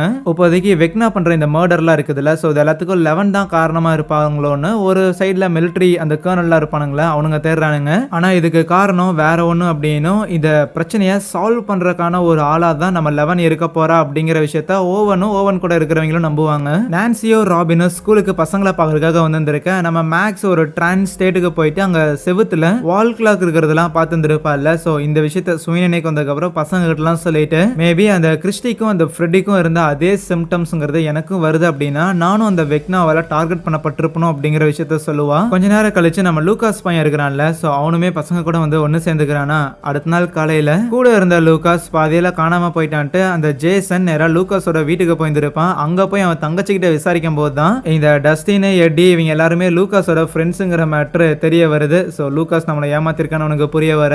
இன்னொரு பக்கம் நான்சியும் ராபினும் அந்த விக்டரோட வீட்டில் நடந்த அந்த மர்டர் இருக்கும்ல, அதுக்கு வந்து ஒரு டீமன் தானே காரணம்னு சொல்லியிருந்திருப்பாங்க, அந்த நியூஸ் பேப்பர்ல போட்டிருந்திருக்கும். ஸோ அது ரிலேட்டடா இப்போ ஸ்டீவ், டஸ்டின், லூகாஸ் இவங்க எல்லாம் பேசிட்டு இருக்கும்போது இவங்களுக்கு புரியல. ஏன்னா முதல்ல லெவன் தான் அப்சைட் டவுன் வேர்ல்டுக்கான கேட்டை வந்து ஓபன் பண்ணாங்க அப்படிங்கிறது தான் இவங்களோட நம்பிக்கை. அப்படி பார்த்தா 1950களில் தான் இந்த இன்சிடென்ட் நடந்திருக்குன்னா அந்த டைம்ல லெவனே இருந்திருக்க மாட்டாளே, அப்ப யார் அப்சைட் டவுன் வேர்ல்டுக்கான கேட் ஓபன் பண்ணிருப்பாங்கன்னு பேசிக்கிட்டு இருக்க. கரெக்டா ராபினும் நான்சியும் ஃபேக்கான ஒரு சர்டிபிகேட் ஒன்று ரெடி பண்ணிட்டு அவங்க சைக்காலஜி ஸ்டூடெண்ட் அப்படின்னு ஒரு ரிசர்ச் ஒர்க்குக்காக ஒரு தீசிஸுக்காக அசைலம்ல இருக்கிற அந்த விக்டரை மீட் பண்றதுக்காக இந்த ஃபேக்கான சர்டிபிகேட்டை வச்சு நம்ம பெர்மிஷன் வாங்கலாம்னு முடிவு பண்றாங்க. இங்க மேக்ஸ் நம்ம பசங்களுக்காக ஏதோ ஒரு சீக்கிரட்டான ஒரு லெட்டர் ஒன்று எழுதிட்டு இன்கேஸ் வெக்னா கிட்ட இருந்து என்ன காப்பாற்ற முடியலனா அதுக்கப்புறம் இதை படிச்சு பாருங்கன்னு சொல்லுவாளா. இந்த லெட்டர்லாம் கொடுத்ததுக்கு அப்புறம் சரி இப்படியே உட்காந்துட்டு இருக்க முடியாதுன்ட்டு மேக்ஸ் ஒரு இடத்துக்கு போகணும்னு நம்ம ஸ்டீவை கூட்டிட்டு போக சொல்றான். அதுவே அலாஸ்கால இந்த ரிப்போர்ட்டரும் நம்ம வில்லோட அம்மாவுமே அந்த ஆண்டனோ அப்படிங்கிறவன் தன்னோட ஃப்ரெண்ட் ஒருத்தவங்கிட்ட காசு கொடுக்க சொல்லியிருந்திருப்பான்ல, அவன் ஃப்ரெண்டு கிடையாது பட் அவனுக்கு தெரிஞ்சவன் வச்சுக்கோங்களேன், அவன் பேரு யூரி. அவன்கிட்ட கொண்டு போய் அந்த காசெல்லாம் கொடுக்கும்போது சரி நான் எண்ணிக்கிட்டு இருக்கிறேன், நீங்க போய் டீ குடிச்சிட்டு இருங்கன்னு சொல்லுவானா.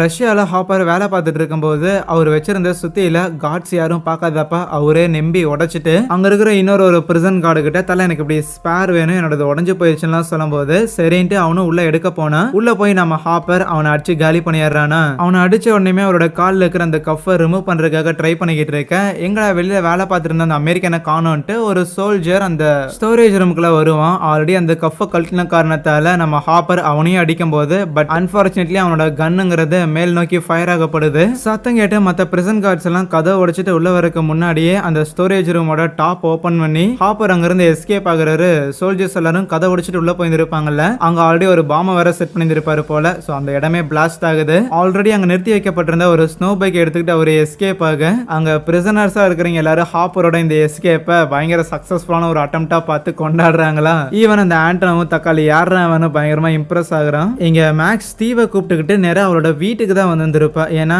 பசங்களுக்கு கொடுத்த மாதிரி அவங்க அம்மாவுக்குமே ஒரு லெட்டர் வச்சிருந்திருப்பா. இந்த வெக்னாவை மீட் பண்ற விஷுவல்ஸ் வந்தா அடுத்த 24 மணி நேரத்துல கண்டிப்பா கண்டிப்பா இறந்துருவோம் அப்படின்னு அவ நம்புறா. ஆனா அவங்க வீட்டுக்கு லெட்டர் வைக்க வந்த இடத்துல அவங்க அம்மாவோட உருவத்துல மறுபடியும் அந்த வெக்னாவை பார்க்க இங்க நான்சியும் ராபினும் அந்த மென்டல் அசைலமுக்கு போயிருந்திருப்பாங்கல்ல, அங்க இருக்கிற சீஃபுமே இப்போ இவங்கள அந்த விக்டரை பாக்குறதுக்காக கூட்டிட்டு போறாங்களா. போற வழியில அங்க நிறைய பேஷண்ட்ஸ் எல்லாரும் பாட்டெல்லாம் கேட்டுக்கிட்டு இருப்பாங்க. சோ இவங்க எல்லாருமே மென்டலி கொஞ்சம் அன்ஸ்டேபிள் ஆகும்போது தான் ஏதாவது கிரிமினல் வேலையெல்லாம் பாக்குறாங்கல்ல. சோ தினைக்கும் அவங்களோட மைண்டை காம் பண்ற மாதிரி அவங்களுக்கு நாங்க மியூசிக்லாம் ப்ளே பண்ணுவோம் அப்படிங்கிற விஷயத்தெல்லாம் சொல்லிட்டு அதுக்கப்புறம் தான் அந்த விக்டர் கிட்ட கூட்டிட்டு போய் விட முதல்ல அந்த விக்டர் இவங்க கிட்ட பேச மாட்டாங்கிற மாதிரி திரும்பி கொண்டு வந்திருக்க. அப்ப நான்சி 30 வருஷத்துக்கு முன்னாடி உங்க ஃபேமிலியை எது கொலை பண்ணுச்சோ அது திருப்பி வந்திருக்கு, உங்களோட உதவி எங்களுக்கு தேவைன்னு சொல்லும் போது திரும்பறான். மனுஷனோட கண்ணை ஏதோ பிளேடை வச்சு நோண்டி எடுத்த மாதிரி இருக்கு. இங்க கலிபோர்னியால வில்லோட வீட்டுல வில்லு, மைக்கு, வில்லோட அண்ணனான அந்த ஜானத்தன், அதுக்கப்புறம் அவங்கள பாத்துக்கிறதுக்காக 2 சோல்ஜர்ஸ் இவங்க 2 பேர் இருக்கிறாங்க. வீட்டை விட்டு நீங்க வெளியில போக கூடாது, உங்களுக்கு ரொம்ப ஆபத்துங்கிற மாதிரி தான் செக்யூரிட்டிக்கு இந்த 2 பேரை உட்கார வச்சுட்டு போயிருந்திருப்பாங்க.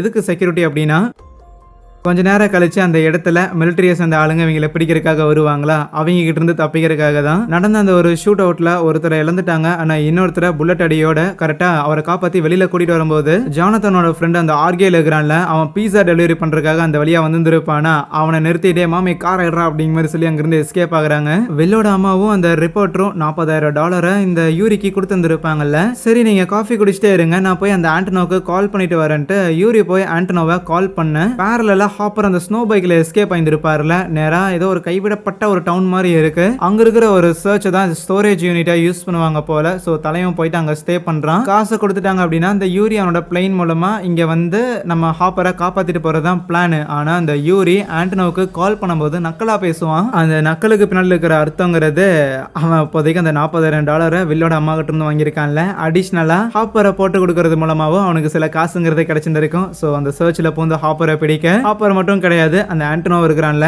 அவனையும் காட்டி கொடுத்துருப்பான். போதாத குறைக்கு ரிப்போர்ட்டரும் வில்லோட அம்மாவும் குடிச்சிட்டு இருந்த காஃபில மயக்க மருந்து கலந்துருப்பான். சோ அவங்களையுமே ரஷ்யன் சோல்ஜர்ஸ் கிட்ட புடிச்சு கொடுக்கலாங்கிறதான் பிளான் போல. இங்க அசைலம்ல விக்டர் கிட்ட என்ன நடந்துங்கிற விஷயத்த நான்சியும் ராபினும் கேட்கும்போது அப்பதான் சொல்றாரு, இந்த விக்டர் அந்த டைம்ல மிலிட்டரியில இருந்திருப்பாரு போல. சோ போரெல்லாம் முடிஞ்சதுக்கு அப்புறம் அவரு திருப்பியும் ஊருக்கு வந்தவர் தன் ஃபேமிலியோட ஒன்னா சந்தோஷமா இனிமேலாவது வாழலாம்னு சொல்லிட்டு புதுசா ஒரு பங்களாவை வாங்கி அந்த வீட்டுக்கு குடியேறிந்திருப்பாங்க. விக்டருக்கு ஹென்ரிங்கிற ஒரு பையன், அப்புறம் ஒய்ஃப், அவங்களோட சின்ன பொண்ணு அப்படின்னு சொல்லி இவங்க 4 பேர் இருப்பாங்க. ஒரு மாசத்துக்கு எல்லாமே நல்லா தான் போயிட்டு இருந்தது அப்படின்னும் அதுக்கப்புறம் தான் பிரச்சனையே ஆரம்பிச்சது. வீட்டை சுத்தி இருக்கிற சின்ன சின்ன மிருகங்கள், நாய், பூனை, கோழி, அப்புறம் இந்த மாதிரியான மிருகங்கள்லாம் வந்து இறந்து கிடக்க ஆரம்பிச்சது. இதை கண்டிப்பா ஒரு மனுஷன் பண்றதுக்கான வாய்ப்பு இல்லை, இது ரொம்ப தீய சக்தியான ஏதோ ஒரு டீமன் தான் பண்ணியிருக்கும் அப்படின்னு அவரு ஸ்ட்ராங்கா நம்பி இருப்பாரு அந்த விக்டர். பாத்டப்ல இருந்து சிலந்தி வர மாதிரி அவங்க ஒய்ஃபை பயமுறுத்துறது, அவங்க குட்டி குழந்தைக்கு சம்திங் ஏதோ கெட்ட கனவுகளை கொடுத்து பயமுறுத்துறது. அந்த விக்டர் போர் காலகட்டத்தில் ஏதோ குழந்தைய தெரியாம கொண்டிருந்திருப்பான் போல. சோ அதை கில்ட் ட்ரிப் பண்ற விதமா அவனோட அந்த குழந்தைய கொன்ன விஷயங்கள்லாம் அவனுக்கு விஷுவலா தெரிய வரும். இப்படி இருக்கும்போது ஒரு நாள் அவங்க டின்னர் சாப்பிட்டுக்கிட்டு இருக்க திடீர்னு அங்க இருக்கிற ரேடியோ ஆன் ஆயிட்டு ஒரு பாட்டுங்கிறது ஆட்டோமேட்டிக்கா பிளே ஆக ஆரம்பிச்சிருக்கும். இவென்ச்சுவலி லைட்ஸ் எல்லாம் ஃபிளிக்கர் ஆக முதல்ல அந்த விக்டரோட ஒய்ஃபை தான் அப்படியே தூக்கி அவங்கள சாகடிச்சிருக்கும். வீட்டை விட்டு போகிறதுக்காக விக்டர் கதவு நீக்க ட்ரை பண்ணா வார்ல அந்த குழந்தைய அவர் கொண்டு வந்திருப்பார்ல. சோ அந்த விஷுவல்லாம் வரும். இவென்ச்சுவலி அவர் சுயநினைவுக்கு வரும்போது அந்த இடத்துல அவங்களோட பொண்ணுமே இறந்து போயிருந்திருக்க. அவரோட பையனான அந்த ஹென்ரிங்கிறவனுமே அந்த இடத்துல லைக் கோமாக்கு போன மாதிரி ஆயிருந்திருப்பான். அந்த கோமால இருந்து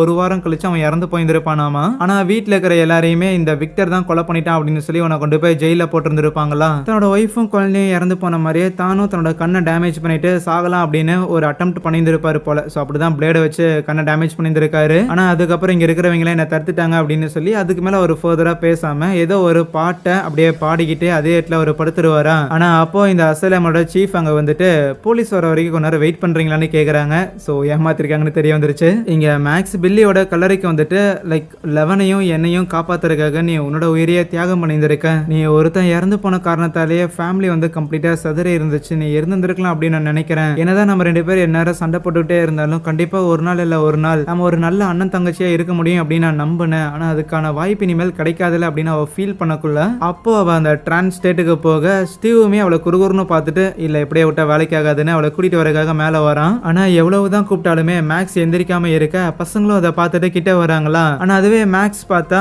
அந்த அப்சைட் டவுன் வேர்ல்ட்ல நம்ம பில்லி இருக்கிறான்ல அவனை தான் மீட் பண்ற மாதிரி இருக்கும். ஆனா அது பில்லி கிடையாது, வெக்னா தான். நேரா வந்துருச்சு, நீ என் கூட வந்து சேர்ந்துருன்னு சொன்னா பயத்துல அலறி அடிச்சு அங்கிருந்து ஓடிக்கிட்டு இருப்பா.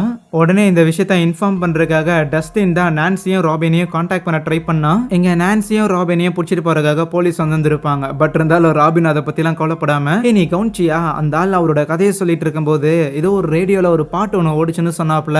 ஈவன் அதே ஒரு பாட்டை தான் கதையெல்லாம் சொல்லி முடிச்சதுக்கு அப்புறம் ஒரு மாதிரி ஃபீல் பண்ணி கேட்டுக்கிட்டு இருந்தான். இப்போ இந்த அசைலம்ல கூட அந்த சீஃப் சொல்லியிருந்தான்ல பாட்டை கேட்கும் போது ஒருத்தங்க வந்து காம் ஆவாங்க அப்படின்னு. மேபி அன்னைக்கு நடந்த அந்த ஒரு இன்சிடென்ட்ல இந்த விக்டரும் இறந்து போயிருந்திருக்க வேண்டியதுதான். இருந்தாலும் அவரோட ஃபேவரட்டான சாங் கேட்டங்காட்டி தான் அந்த ஆள் உயிரோட இருந்திருப்பானோ அப்படிங்கிற மாதிரியான ஒரு ஹைப்போதிசிஸ் சொல்லுவா. இந்த விஷயம் கொஞ்சம் சென்ஸ் மேக் பண்ணுதேன்னு உடனே போலீஸ் கிட்ட இருந்து எஸ்கேப் ஆகி கார் எடுத்துட்டு அங்க இருந்து வரும்போது கரெக்டா டஸ்டின் ரேடியோல கான்டாக்ட் பண்ணியிருப்பான்ல. அப்போ டஸ்டின் இந்த விஷயங்கள்லாம் சொல்ல மேபி அவளை சுயநினைவு கொண்டு வர வைக்கிறதுக்காக நீ அவளுக்கு பிடிச்ச ஏதோ ஒரு பாட்டை ப்ளே பண்ணி வைங்க அப்படின்னு ராபின் சஜஸ்ட் பண்ணுவா. உடனே வாக்மேன்ல அவளோட ஃபேவரட்டான சாங் என்னன்னு போடுறதுக்காக அவங்க கேசட்டை தேடிக்கிட்டு இருக்கேன். இங்க அந்த அப்சைட் டவுன் வேர்ல்ட்ல வெக்னா நம்ம மேக்ஸை பிடிச்சி அப்படியே அவளோட கழுத்தெல்லாம் அந்த வைன்ஸை வச்சு நெரிச்சு அவளை சாகடிக்கிறதுக்காக முயற்சி பண்ணும்போது கரெக்டா இவங்க அந்த பாட்டையும் போட்டு விட்டுறாங்க.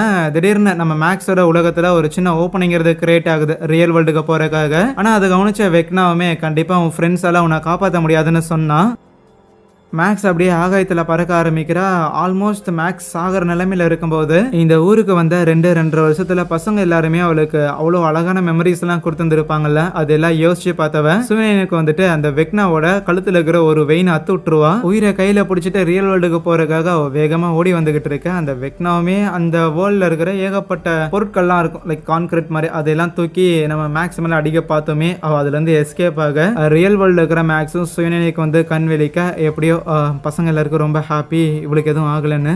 மிலிட்ரி கிட்ட இருந்து நம்ம வில் மைக் ஜானத்தன் சொல்லி 3 பேரும் அந்த அடிப்பட்ட ஆஃபீஸரையும் கூப்பிட்டுட்டு எஸ்கேப் ஆகி வந்திருப்பாங்கல்ல. சாகர தருவாயில இருக்கும்போது அந்த ஆஃபீஸர் டாக்டர் ஓவன்ஸும் லெவனும் வந்து ஆபத்தில் இருக்கிறாங்க, நீங்க அவங்கள போய் வார்ன் பண்ணணும்னு சொல்லிட்டு ஒரு பெண்ணை மட்டும் கையில கொடுக்க மிலிட்ரிக்காரங்க வில்லோட வீட்டை சல்லடை போட்டு தேடிக்கிட்டு இருக்க. அப்ப அந்த கர்னல் குப்பத்தொட்டில இருந்து ஒரு லெட்டர் ஒன்று எடுக்கிறான். அந்த லெட்டரை லெவன் தான் மைக்கு எழுதி இருந்திருப்பா, எனக்கு திருப்பி சூப்பர் பவர் கிடைக்க போகுதுங்கிற மாதிரி. லெவன் உயிரோட தான் இருக்கிறாங்கிற மாதிரி அந்த கர்னலுமே கன்ஃபார்ம் பண்ணிட்டு அங்க புல்லட் அடிப்பட்ட ஆபீசர் கிட்ட இப்ப இவங்க எங்க இருக்காங்க அப்படின்னு விசாரிக்க பேரலா ஓவன்ஸ் நம்ம லெவனை கூப்பிட்டுக்கிட்டு அண்டர் கிரவுண்ட்ல இருக்கிற ஒரு பங்கர் மாதிரியான ஒரு இடத்துக்கு கூட்டிட்டு போவாரு. இந்த ஒரு இடத்துல இதுக்கு முன்னாடி நிறைய பவர்ஃபுல்லான வெப்பன்ஸ் அண்ட் பாம்ஸ் எல்லாத்தையும் ஸ்டோர் பண்ணி வச்சிருந்தாங்களாமா.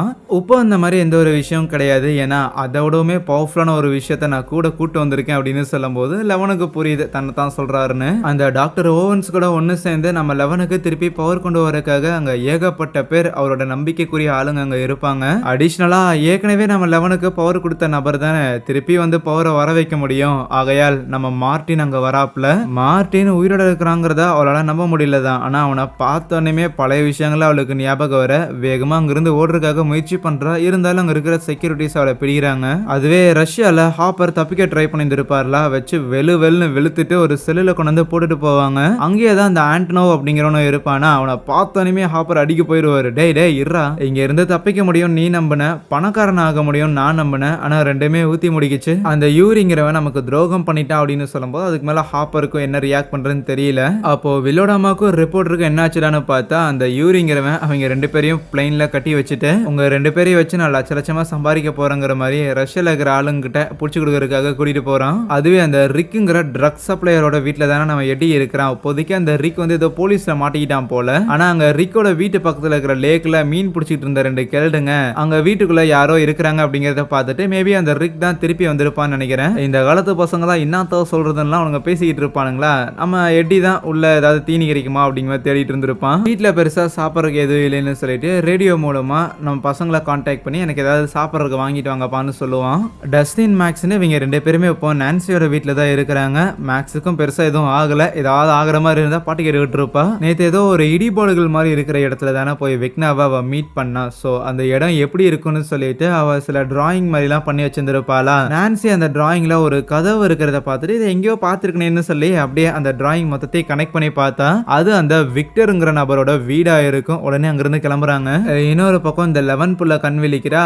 அவ போட்டிருந்திருக்க சொக்காங்கிறது அந்த லெபார்டரியில இருக்கும்போது போட்டிருந்த அதே ட்ரெஸ், அந்த லெபார்டரியில இருந்த அதே ரூம் கூடவே அவளுக்கு மொட்டை அடிக்கப்பட்டிருந்திருக்கு. ஆனா இப்போ வரைக்கும் என்னென்ன நடந்துச்சோ அது எல்லாமே அவளுக்கு ஞாபகம் இருக்குதான் செய்யும். பவர் இல்லை, அதனால பவர் வாங்குறதுக்காக திருப்பி வந்திருக்க இருக்கோங்கிற வரைக்கும் ஞாபகம் இருக்கும். இருந்தாலும் அவ சின்ன வயசுல இருக்கும்போது எப்படி அவள மாதிரியே இங்க ஏகப்பட்ட டெஸ்ட் சப்ஜெக்ட்ஸ் இருந்தாங்களோ அந்த பசங்க எல்லாரையுமே அவ பாக்குற மாதிரி இருக்கு. ஆனா அப்ப அந்த இடத்துக்கு ஒரு பெரிய பையன் நம்ம லெவன்ட்ட பேசுறதுக்காக வரானா. இவனை வந்து ஆர்டர்லின்னு சொல்லுவாங்க, பேர் கிடையாது, அப்படிதான் அவனை கூடுவாங்களாமா. அவன் ஒன்ஸ் பேச வரும்போது திடீர்னு லைட் எல்லாம் ஃபிளிக்கர் ஆக திருப்பி அவன் ஏற்கனவே எதை பேசினானோ அதே தான் பேசுறான். இன்னும் சொல்ல போனா ஏதோ மெமரி ரிப்பீட் ஆகிற மாதிரி இருக்கு அவளுக்கு. இது எல்லாத்தையுமே டாக்டர் ஓவன்ஸும் மார்டினும் மானிட்டர் பண்ணிட்டு தான் இருக்கிறாங்கடி. இதாவது ஆயிர போதுடா அப்படின்னு ஓவன் சொன்னா, இல்ல இல்ல இதுதான் சரியான வழின்னு மார்டின் கான்பிடண்டா தான் இருக்கிறான். இன்னொரு பக்கம் அந்த புல்லட் அடிப்பட்ட ஆபீசர் இறந்து போயிருந்திருப்பாரு. சோ அவரோட பாடியை கொண்டு வந்து ஒரு இடத்துல புதைச்சிக்கிட்டு இருந்தா அவங்க கூட இருக்கிற ஆர்கேல், டேய் என்னடா நடக்குது, என்னடா புதைக்கலாம் சரிங்கிற மாதிரி பயங்கரம் பயந்துகிட்டு இருப்பான். ஒன்ஸ் புதைச்சு முடிச்சதுக்கு அப்புறம் அந்த ஆர்கேல ஒரு கார்ட்போர்டை எடுத்துட்டு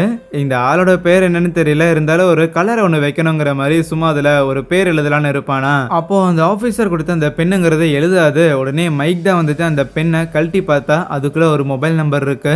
ரஷ்யால ஹாப்பரை ஜெயில வச்சிருந்திருப்பாங்கல்ல. சோ அப்போ அவங்க கூட இருக்கிற ஆண்டனோ அங்க இருக்கிற வேற ஒரு பிரிசன் கார்டு கிட்ட இந்த மாதிரி தம்பி காசு கொடுக்குறப்ப எங்களுக்கு உதவி பண்றியாங்கிற மாதிரிலாம் கேட்டா நம்ம ஹாப்பர் எதுவும் பேசாமலே உட்காந்துருப்பாரு. ஆண்டனோக்கு அதுக்கு மேல அந்த பிரிசன் கார்ட்டை என்ன பேசுறதுன்னு தெரியல. ஹாப்பர் கிட்ட வந்துட்டு டே என்னடா உனக்கு தப்பிக்கிறதுக்கு விருப்பமே இல்லையாடான்னு கேட்டா ஹாப்பர் ஆல்ரெடி இங்க தப்பிக்கிறதுல இருந்து கிவ் அப் பண்ணிட்டாப்புல. ஏன்னா தன்னோட வாழ்க்கை இங்கேயே முடியறதுதான் சரி, இதுக்கு மேல நான் யாரையும் போய் துன்புறுத்தலங்கிற மாதிரி யோசிக்கிறார். ஒரு 18 வயசு இருக்கும்போது நம்ம ஹாப்பர் அவரோட அங்கிள் கேட்டுக்கிட்டாங்க அப்படின்னு சொல்லி ஏதோ ஒரு கெமிக்கல் ஃபேக்டரியில போய் வேலை பார்த்து இருப்பாராமா. பட் அங்க வேலை பார்த்துட்டு இருக்கும் போதே கூட வேலை பார்க்குற சக ஊழியர்களுக்கு இந்த கெமிக்கல் ஃபேக்டரியில வேலை பார்க்கறங்காட்டியே ஒரு சைடு எஃபெக்ட் மாதிரி அவங்களுக்கு பிறக்கிற குழந்தைங்களுக்கு சம்திங் இந்த நோய் வரது இந்த மாதிரிலாம் இருந்திருக்காமா. ஆனா இதெல்லாம் தெரிஞ்சிருந்துமே ஒன்ஸ் அவருக்கு மேரேஜ் ஆனதுக்கு அப்புறம் ஓகே குழந்தை பெத்துக்கலாம் அப்படிங்கிற ஒரு ஐடியால அவருக்கான குழந்தையும் பிறந்திருக்கு. ஆனா அந்த கெமிக்கல் சாபங்கிறத அவரை விடாம பின்தொடர்ந்து அவரோட குழந்தையுமே கொன்னுருச்சு, கேன்சர் வர வச்சு. அதுக்கப்புறம் அவரோட ஒய்ஃப் அவரை விட்டு போயிருந்திருப்பாங்க. அதுக்கப்புறம் அவர் ஒரு ஆல்கஹாலிக்கா ஆயிருந்திருப்பாரு.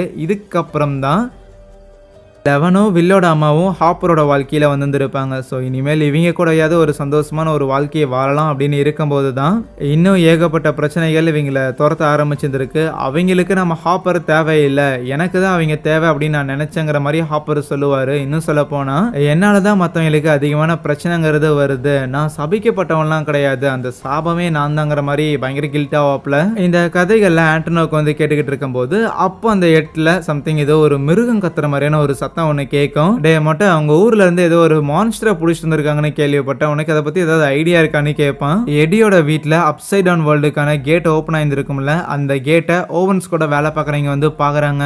இன்னொரு பக்கம் இறந்து போன இந்த கிறிஸ்டிங்கிற பொண்ணுக்கான ஃபியூனரல் நடந்துகிட்டு இருக்குமா, அதை அட்டன் பண்றதுக்காக அந்த பேட்ரிக்ங்கிற பையனும் வந்திருப்பான். அடுத்து வெக்னாவால அவன் தானே டார்கெட் பண்ணப்பட்டு இருந்திருக்கான். அந்த இடத்துல ஒரு கிளாக் ஒன்னு இருக்கிறது அவன் கண்ணுக்கு தெரிய ஒன்ஸ் இரங்கல்லாம் முடிஞ்ச உடனேயுமே அந்த ஜேசன் கிரான்ல யாரு கிறிஸ்டியோட பாய் ஃப்ரெண்ட் அவன் பசங்க எல்லாரையும் கூப்பிட்டு வச்சுக்கிட்டு எப்படியாவது எட்டியை வந்து பினிஷ் பண்ணிடணும்னு பேசிக்கிட்டு இருப்பானுங்க. அவங்க போட்டிருந்திருக்க பிளான் படி எட்டி வந்து ஒரு கிளப்ல இருப்பான்ல, ஸோ இந்த டஞ்சன்ஸ் அண்ட் டிராகன்ஸ் ஆடுற இந்த ஒரு கிளப், அந்த கேம் வந்து கொஞ்சம் இந்த சாத்தான் இந்த மாதிரியான விஷயங்கள்லாம் அந்த கேமுக்குள்ள இருக்கும் போல சில கான்செப்ட்லாம். ஸோ மேபி கேமுக்கும் ரியல் வேர்ல்டுக்கும் வித்தியாசம் தெரியாம தான் இந்த கேம் ஆடுறங்கிற பேர்ல ஏதோ ஒரு ரீசனுக்காக கிறிஸ்டி அவனுங்க கொலை பண்ணியிருந்திருக்கலாம் அப்படிங்கறத இந்த ஜேசனோட தியரி. ஆனா இந்த சாத்தான இந்த சூனியம் இந்த மந்திரம் இதெல்லாம் உண்மையா இருக்குமோன்னு இந்த பேட்ரிக்ங்கிற பையனுக்கு பயம் வருது. ஏன்னா அவன் தான் இப்போ சில சத்தங்கள் கேட்கிற மாதிரி அவனை யாரோ ஃபாலோ பண்ற மாதிரியான உணர்வுகள்லாம் ஏற்படுதுல, அதனால சொல்லிக்கிட்டு இருப்பான். இப்படி பேசிக்கிட்டு இருக்கும் போது அதுல ஒரு பையன் இந்த ரிக் அப்படின்னு இங்க ஒரு ட்ரக் சப்ளையர் இருப்பான்ல, அவன் எட்டியோட ஃப்ரெண்டு தான். அந்த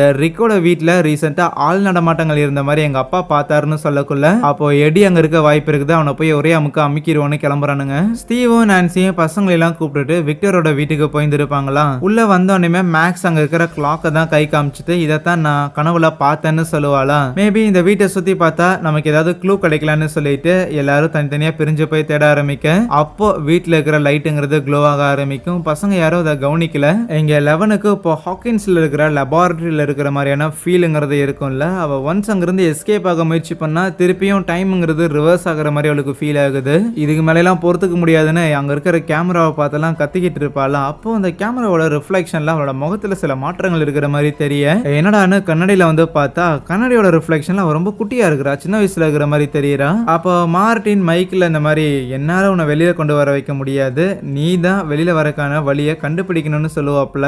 அப்படி என்னடா பண்றானுங்கன்னு பார்த்தா இவங்க இப்போ லெவனை கூட்டிட்டு வந்த இடத்துல ஒரு பெரிய ஒரு தனி தொட்டி மாதிரி இருக்கும். ஸோ அதுக்குள்ள லெவனை படுக்க வச்சுட்டு இது வரைக்கும் அந்த லெபார்டரியில இவங்க பண்ண எல்லா ரிசர்ச்சையுமே வந்து ரெக்கார்ட் பண்ணியிருப்பானுங்க. ஸோ அந்த ரெக்கார்டிங்ஸை வச்சு தான் நம்ம லெவனுக்கு பழைய விஷயங்களை ஞாபகப்படுத்துறாங்க. பழைய விஷயங்கள் அப்படின்னா அவ சின்ன வயசுல இருக்கும்போது தான் அந்த பவர்ஸை வளர்த்திருந்திருப்பா, லைக் அதை எப்படி ஹேண்டில் பண்றதுலாம் கத்துக்கிட்டு இருந்திருப்பா. அந்த மெமரி எல்லாத்தையுமே ஞாபகப்படுத்துறது மட்டும் இல்லாம அதை திருப்பியும் ரீலீவ் பண்ண வைக்கிறாங்க. ஸோ திருப்பியும் அந்த மெமரிக்குள்ள அவளையே வாழ வைக்கிற மாதிரி பண்றாங்க. இங்க வெல்லும் மைக்கும் அந்த பென்ல இருந்து நம்பர் ஒன்று எடுத்துருப்பானுங்களே. ஸோ ஒரு டெலிஃபோன் பூத்துல போய் கால் பண்ணா கால் போகல. ஸோ அப்போ ஜானத்தன் தான் வாங்கி பார்த்துட்டு மேபி இது ஏதோ ஒரு கம்ப்யூட்டரோட நம்பரா இருக்கும் அப்படின்னு சொன்னா, இப்போ இந்த கம்ப்யூட்டரை கண்டுபிடிக்கிறதுக்கு ஒரு ஹேக்கரோட உதவிங்கிறது இவங்களுக்கு தேவைப்படுது. இவங்களுக்கு தெரிஞ்ச ஒரே ஹேக்கர் நம்ம டஸ்டினோட டோலியான சூசி.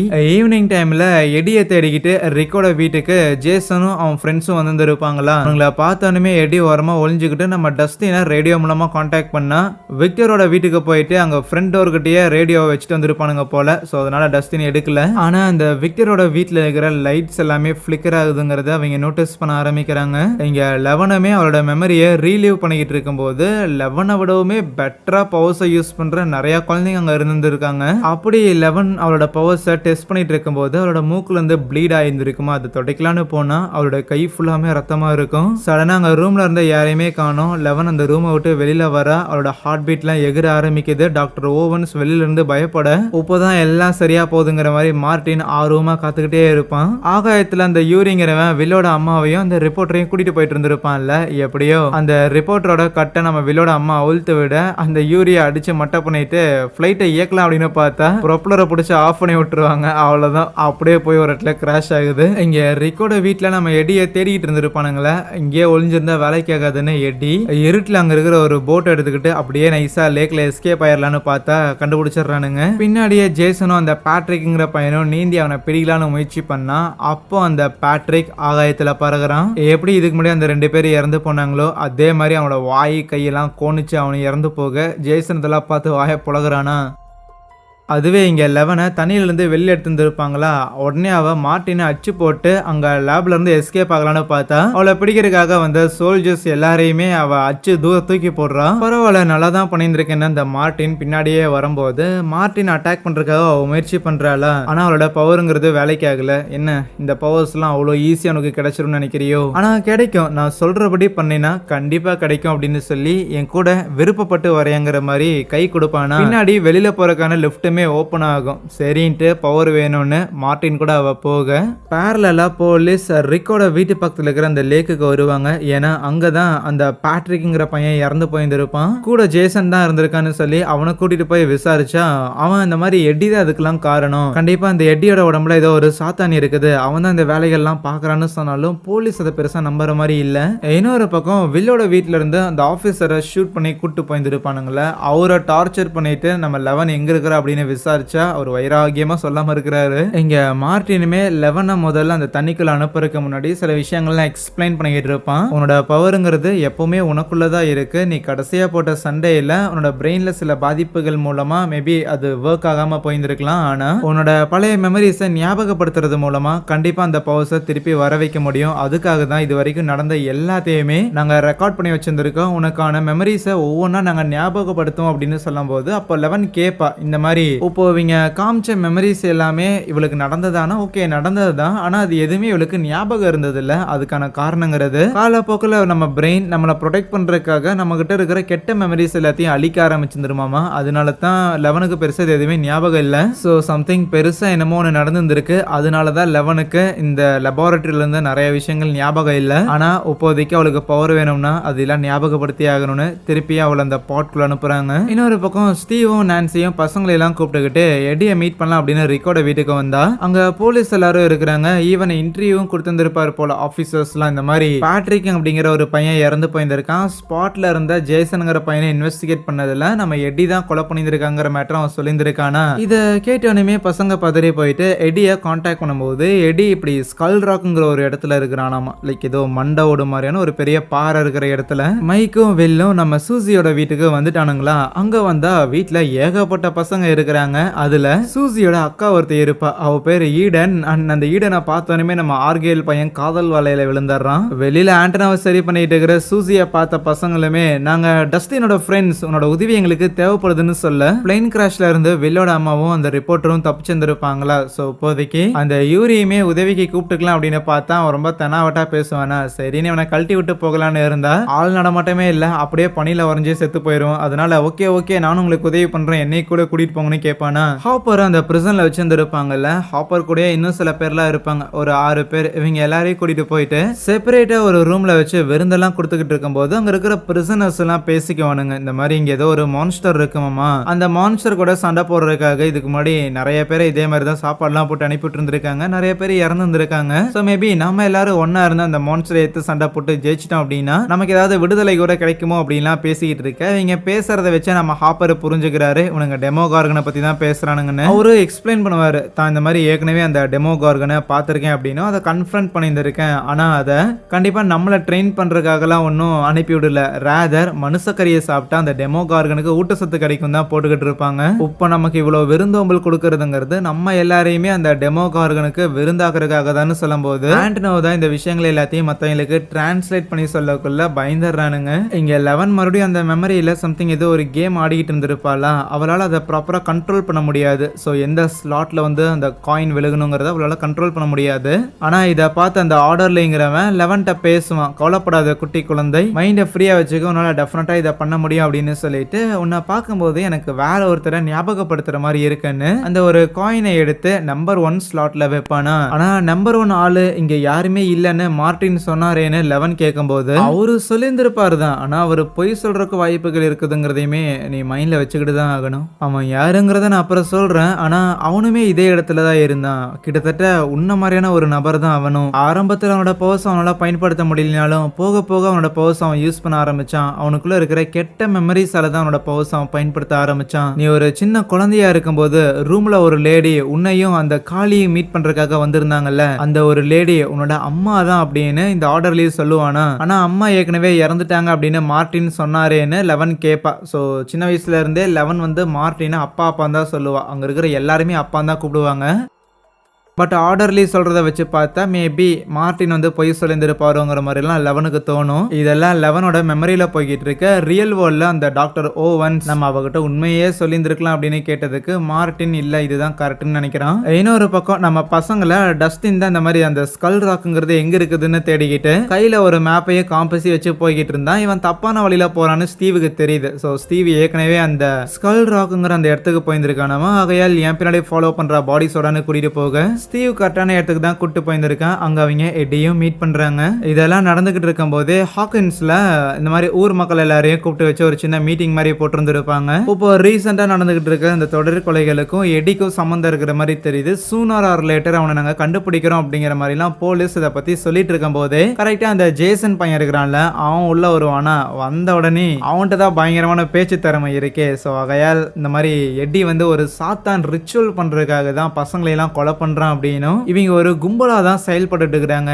இது வரைக்குமே இங்க இந்த ஹாக்கின்ஸ் டவுன்ல கொஞ்சம் வருஷமா நிறைய கொலைலாம் நடந்துகிட்டு இருக்கு, இல்ல நிறைய மர்மமான விஷயங்கள்லாம் நடந்துகிட்டு இருக்கு. இது எல்லாத்துக்கும் பின்னாடியே கண்டிப்பா சாத்தான வழிபடுற இவங்க தான் காரணமா இருக்கணும்னு சொல்லிட்டு நம்ம பசங்களோட கிளப் இருக்குதுல்ல, அந்த கிளப்போட போட்டோவெல்லாம் கொடுப்பான். மைக்கு லூகாஸோட ஃபேமிலில அந்த மீட்டிங் அட்டன் பண்ண வந்திருப்பாங்க. அவங்களும் அதை பார்த்து லைக் பயப்பட ஆரம்பிக்க அடிஷ்னலா ஜேசன் சில பைபிள் வசனங்கள்லாம் அவிழ்த்து விட்டு சாத்தான பத்தி எல்லாம் சொல்லும் போது அவள் தான் கொளுத்தி போட்டான். இப்போதைக்கு மைக்கு டஸ்டின் லூகாஸ் அப்படின்னு சொல்லி இவங்க 3 பேரோட ஃபேமிலியும் ஒன்னு சேர்ந்துட்டு பெப்பரா பசங்களை காப்பாத்துறதுன்னு யோசிக்கும் போது ஊர்ல இருக்கிற மக்கள்கிட்ட இருந்து தான் பசங்களை காப்பாத்தி ஆகணும். ஆகையால் போலீஸுக்கு கால் பண்றாங்க. இன்னொரு பக்கம் பசங்களாரு எடியை கண்டுபிடிச்சிருந்திருப்பாங்கல்ல, நேற்று நைட்டு என்ன நடந்துச்சுங்கிற விஷயத்தெல்லாம் எடி கிட்ட கேட்டு தெரிஞ்சுக்கிட்டு இருக்கும் போது அவங்களோட கான்வர்சேஷன்ல எங்கேஜ் ஆகாம டஸ்டின் ரொம்ப சீரியஸா காம்பஸ் ஏன் தப்பான டைரக்ஷன் காமிச்சது அப்படின்னு யோசிச்சுக்கிட்டே இருக்க அப்போ அவனுக்கு ஒரு பொறி தட்டுது. பசங்க கிட்டையும் சொல்றான், காம்பஸ் வந்து மிஸ் டைரக்ஷனை தப்பா காட்டணும்னா பக்கத்துல ஏதாவது எலக்ட்ரோ மேக்னெட்டிக் ஃபீல்டு இருக்கணும். இதுக்கு முன்னாடி அப்சைட் டவுன் வேர்ல்டுக்கான கேட்டுங்கிறது ஹாக்கின்ஸோட லெபார்டரியில தான் இருந்துச்சு. நம்ம லெபார்டரி பக்கத்துலயும் இல்ல, இருந்தாலும் காம்பஸ் தப்பா காட்டுதுன்னா மேபி இங்க பக்கத்துல வேற ஏதோ ஒரு போர்ட்டல் ஓபன் ஆயிருக்கணும். அந்த ஒரு போர்ட்டல் வழியா தான் வெக்னா போயிட்டு வரணும்னு சொல்லி அதை தேடி போறாங்க. இங்க 11ஓட மெமரியில அந்த மார்டின் பசங்களை ட்ரெயின் பண்றதுக்காக ஒரு சின்ன கேம் மாதிரி அரேஞ்ச் பண்ணியிருப்பான். 2 சர்க்கிளை போட்டுட்டு அந்த 2 சர்க்கிள்லயும் ஆப்போசிட்ல நின்னுகிட்டு பவர்ஸை யூஸ் பண்ணி யார் அந்த சர்க்கிளை விட்டு ஒருத்தங்களை வெளியே தள்ளுறாங்களோ அவங்க தான் ஜெயிச்சவங்க அப்படின்னு அர்த்தம். அப்படி அந்த ட்ரைனிங் போய்கிட்டு இருக்கும்போது நம்பர் 2 ஒரு பையன் ஒருத்தன் இருப்பான். ஸோ அவன் தான் இருக்கிற எல்லாரையும் தூக்கி எறிவானா. கடைசியில நம்ம 11 மட்டும் இருக்க 11ஓட கண்ணை கட்ட போகும்போது ஆர்டர்லயும் நம்ம 11க்கு குட் லக் சொல்லிட்டு போவான். ஸோ அதுக்கப்புறம் 2 பேரும் மாறி மாறி அவங்களோட பவர்ஸை யூஸ் பண்ணிக்கிட்டு இருக்க அப்போ 11 ஆர்டர்ல இதுக்கு முன்னாடி சொல்லியிருப்பான்ல பவர்ஸை யூஸ் பண்ணணும் அப்படின்னா அவனோட எமோஷன்ஸை பயன்படுத்த அப்படின்னு. ஸோ தன்னோட கோபத்து மூலமா அவனை தூக்கி எறியறா.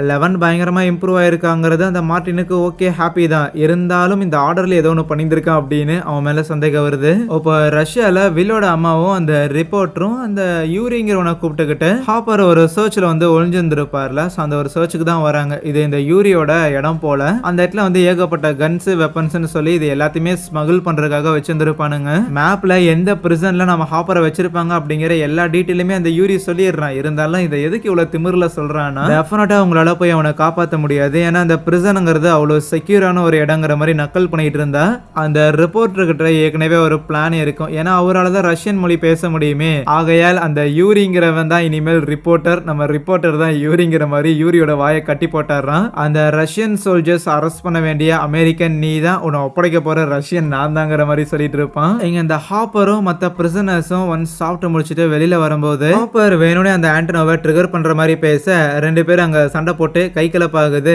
ஈவன் அங்க இருக்கிற செக்யூரிட்டி முதற்கொண்டு எல்லாரையும் போட்டு அடிக்க சும்மா இருப்பானுங்களா. நம்ம ஹாப்பரை துவச்சு கொண்டு வந்து பிரிசன்ல போட்டுருந்துருப்பாங்களா. அப்ப எதுக்குடா தேவையில்லாம இப்படி சண்டை போட்ட அப்படின்னு ஆண்டனோ கேட்டா, நீங்க சொன்னீங்களே ஏதோ ஒரு மான்ஸ்டருக்கு நம்மளை உணவாக்க போறாங்க அப்படின்னு. அந்த ஒரு மான்ஸ்டரோட பேரு டெமோகார்கன். அதுக்கு இருக்கிற ஒரே வீக்னஸ் சூடா இருந்தா அதுக்கு பிடிக்காதுன்னு சொல்லி இவங்க விருந்து சாப்பிட்டு இருந்திருப்பாங்கல்ல. அங்க இருந்த ஒரு சரக்கு பாட்டிலையும் இப்ப செக்யூரிட்டிஸ் கூட சண்டை போட்டதுல ஒருத்தங்கிட்ட இருந்து லைட்டரையும் ஆட்டையை போட்டு இருந்திருப்பாரு.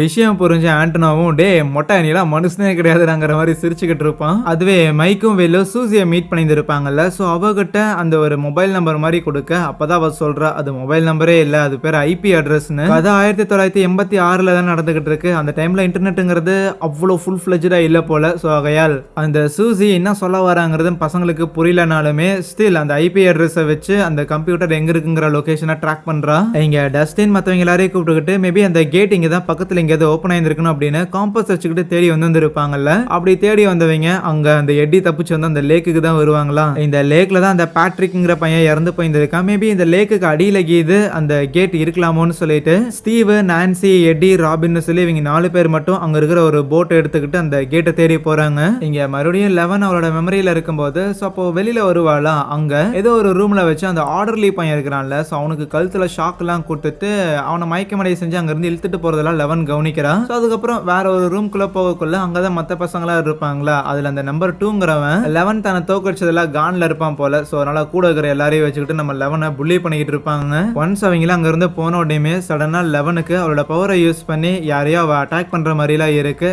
கட் பண்ணா ரியாலிட்டியில கண் விழிக்கிறான். அப்படி கண் விழிச்ச 11 என்னன்னா தான் அந்த பசங்க எல்லாரையும் கொலை பண்ணிட்டேன், அதனால தான் என் மேல அவ்வளவு ரத்தக்கார இருந்துச்சுன்னு சொல்லி பயங்கரமா அழுது ஃபீல் பண்ண. இங்க போட் எடுத்துக்கிட்டு ஏதாவது கேட் இருக்கா அப்படின்னு தேடிட்டு அந்த லேக்ல இறங்கி இருப்பாங்கல்ல. ஆனா எப்படியே மேல இருந்து பார்த்துருந்தா வேலைக்கு ஆகாதுன்னு ஸ்டீவ் சொக்காலாம் கழட்டிட்டு தண்ணிக்குள்ள ஒரு ஜம்ப் போடுறான். அண்ட் உள்ள அந்த கேட் இருக்கிறதையுமே பாக்குறான். சும்மா அந்த கேட்டை அவன் தொடர்க்காக போகும்போது ஆப்போசிட் சைட்ல இருந்து ஏதோ ஒரு வேறு மாதிரியான ஒரு விஷயம் வெளியில வர ஆரம்பிக்க உடனே ஸ்டீவ் தண்ணிக்கு மேல வந்துட்டு இப்படி அந்த கேட்டை கண்டுபிடிச்சிட்டாங்கிற விஷயத்த சொல்றாங்களா. இத ரேடியோல டஸ்டின், மேக்ஸ், லூகாஸ்னு இவங்க 3 பேரும் கேக்குறாங்க. ஆனா அதே நேரத்துல பசங்களை தேடிக்கிட்டு அங்க போலீஸ் ஆபீசர்ஸ் எல்லாம் வந்திருப்பாங்களா. சோ இப்போதைக்கு எடி அவங்க கையில மாட்டிடக்கூடாதுன்னு அந்த போலீஸோட கண்ணில் படுறபடியே இவங்க 3 பேரும் ஓடி போக போலீஸ் அவங்கள ஃபாலோ பண்ண ஆரம்பிக்கிறாங்க. இங்க தண்ணியில இருந்த ஸ்டீவ வேறு மாதிரி ஒண்ணு வந்திருக்கும்ல, அது அப்படியே அவன் காலை பிடிச்சி இழுத்துட்டு நேரா அந்த கேட்டுக்கு அந்த பக்கமே கூட்டிட்டு வந்துருது. இப்போ அப்சைட் டவுன் வேர்ல்ட்ல ஸ்டீவ் இருக்கு. என்னாச்சுன்னு தெரியாம நான்சி, ராபின், எடின்னு சொல்லி சொல்லி 3 பேருமே ஸ்டீவை காப்பாத்துறதுக்காக தண்ணியில குதிக்கிறாங்க. ஆனா அந்த அப்சைட் டவுன் வேர்ல்டுக்கு போன ஸ்டீவ் என்னடா இதுங்கிற மாதிரி பேனு பாத்துக்கிட்டு இருக்கும்போது சடனா ஏதோ வவ்வால் மாதிரி சில கிரீச்சர்ஸ் எல்லாம் அவனை அட்டாக் பண்ண வருதான். இவனும் முதல்ல எதிர்த்து நிக்க பாப்பான். ஆனா அதெல்லாம் அவனோட கழுத்தை பிடிச்சிட்டுலாம் போட்டு நெருக்க ஆரம்பிக்க கரெக்டா நான்சி, எடி, ராபின் இவங்க 3 பேரு ஸ்டீவை காப்பாத்துறதுக்காக வர அங்க இருக்கிற வவ்வால்லாம் அடிச்சு துரத்துனதுக்கு அப்புறம் இன்னும் சிலதெல்லாம் வருமா ரைட் எஸ்கேப் ஆகணும்னு வேகம் அங்க இருக்கிற காட்டுக்குள்ள ஓடுறாங்க. இன்னொரு பக்கம் மிலிட்டரியோட கர்னல் ஒரு நபரை பிடிச்சி டார்ச்சர் பண்ணிட்டு லெவனோட லொகேஷனை கேட்கும்போது அவருமே இனிமேல் டார்ச்சர் தாங்க முடியாம லொகேஷனை சொல்லிடுறாரு. இருந்தாலும் அவளை கொன்றாதீங்க அப்படின்னு கெஞ்ச இங்க லேப்ல லெவனால அவளோட பவரை யூஸ் பண்ண முடியாம தான் இருக்கு.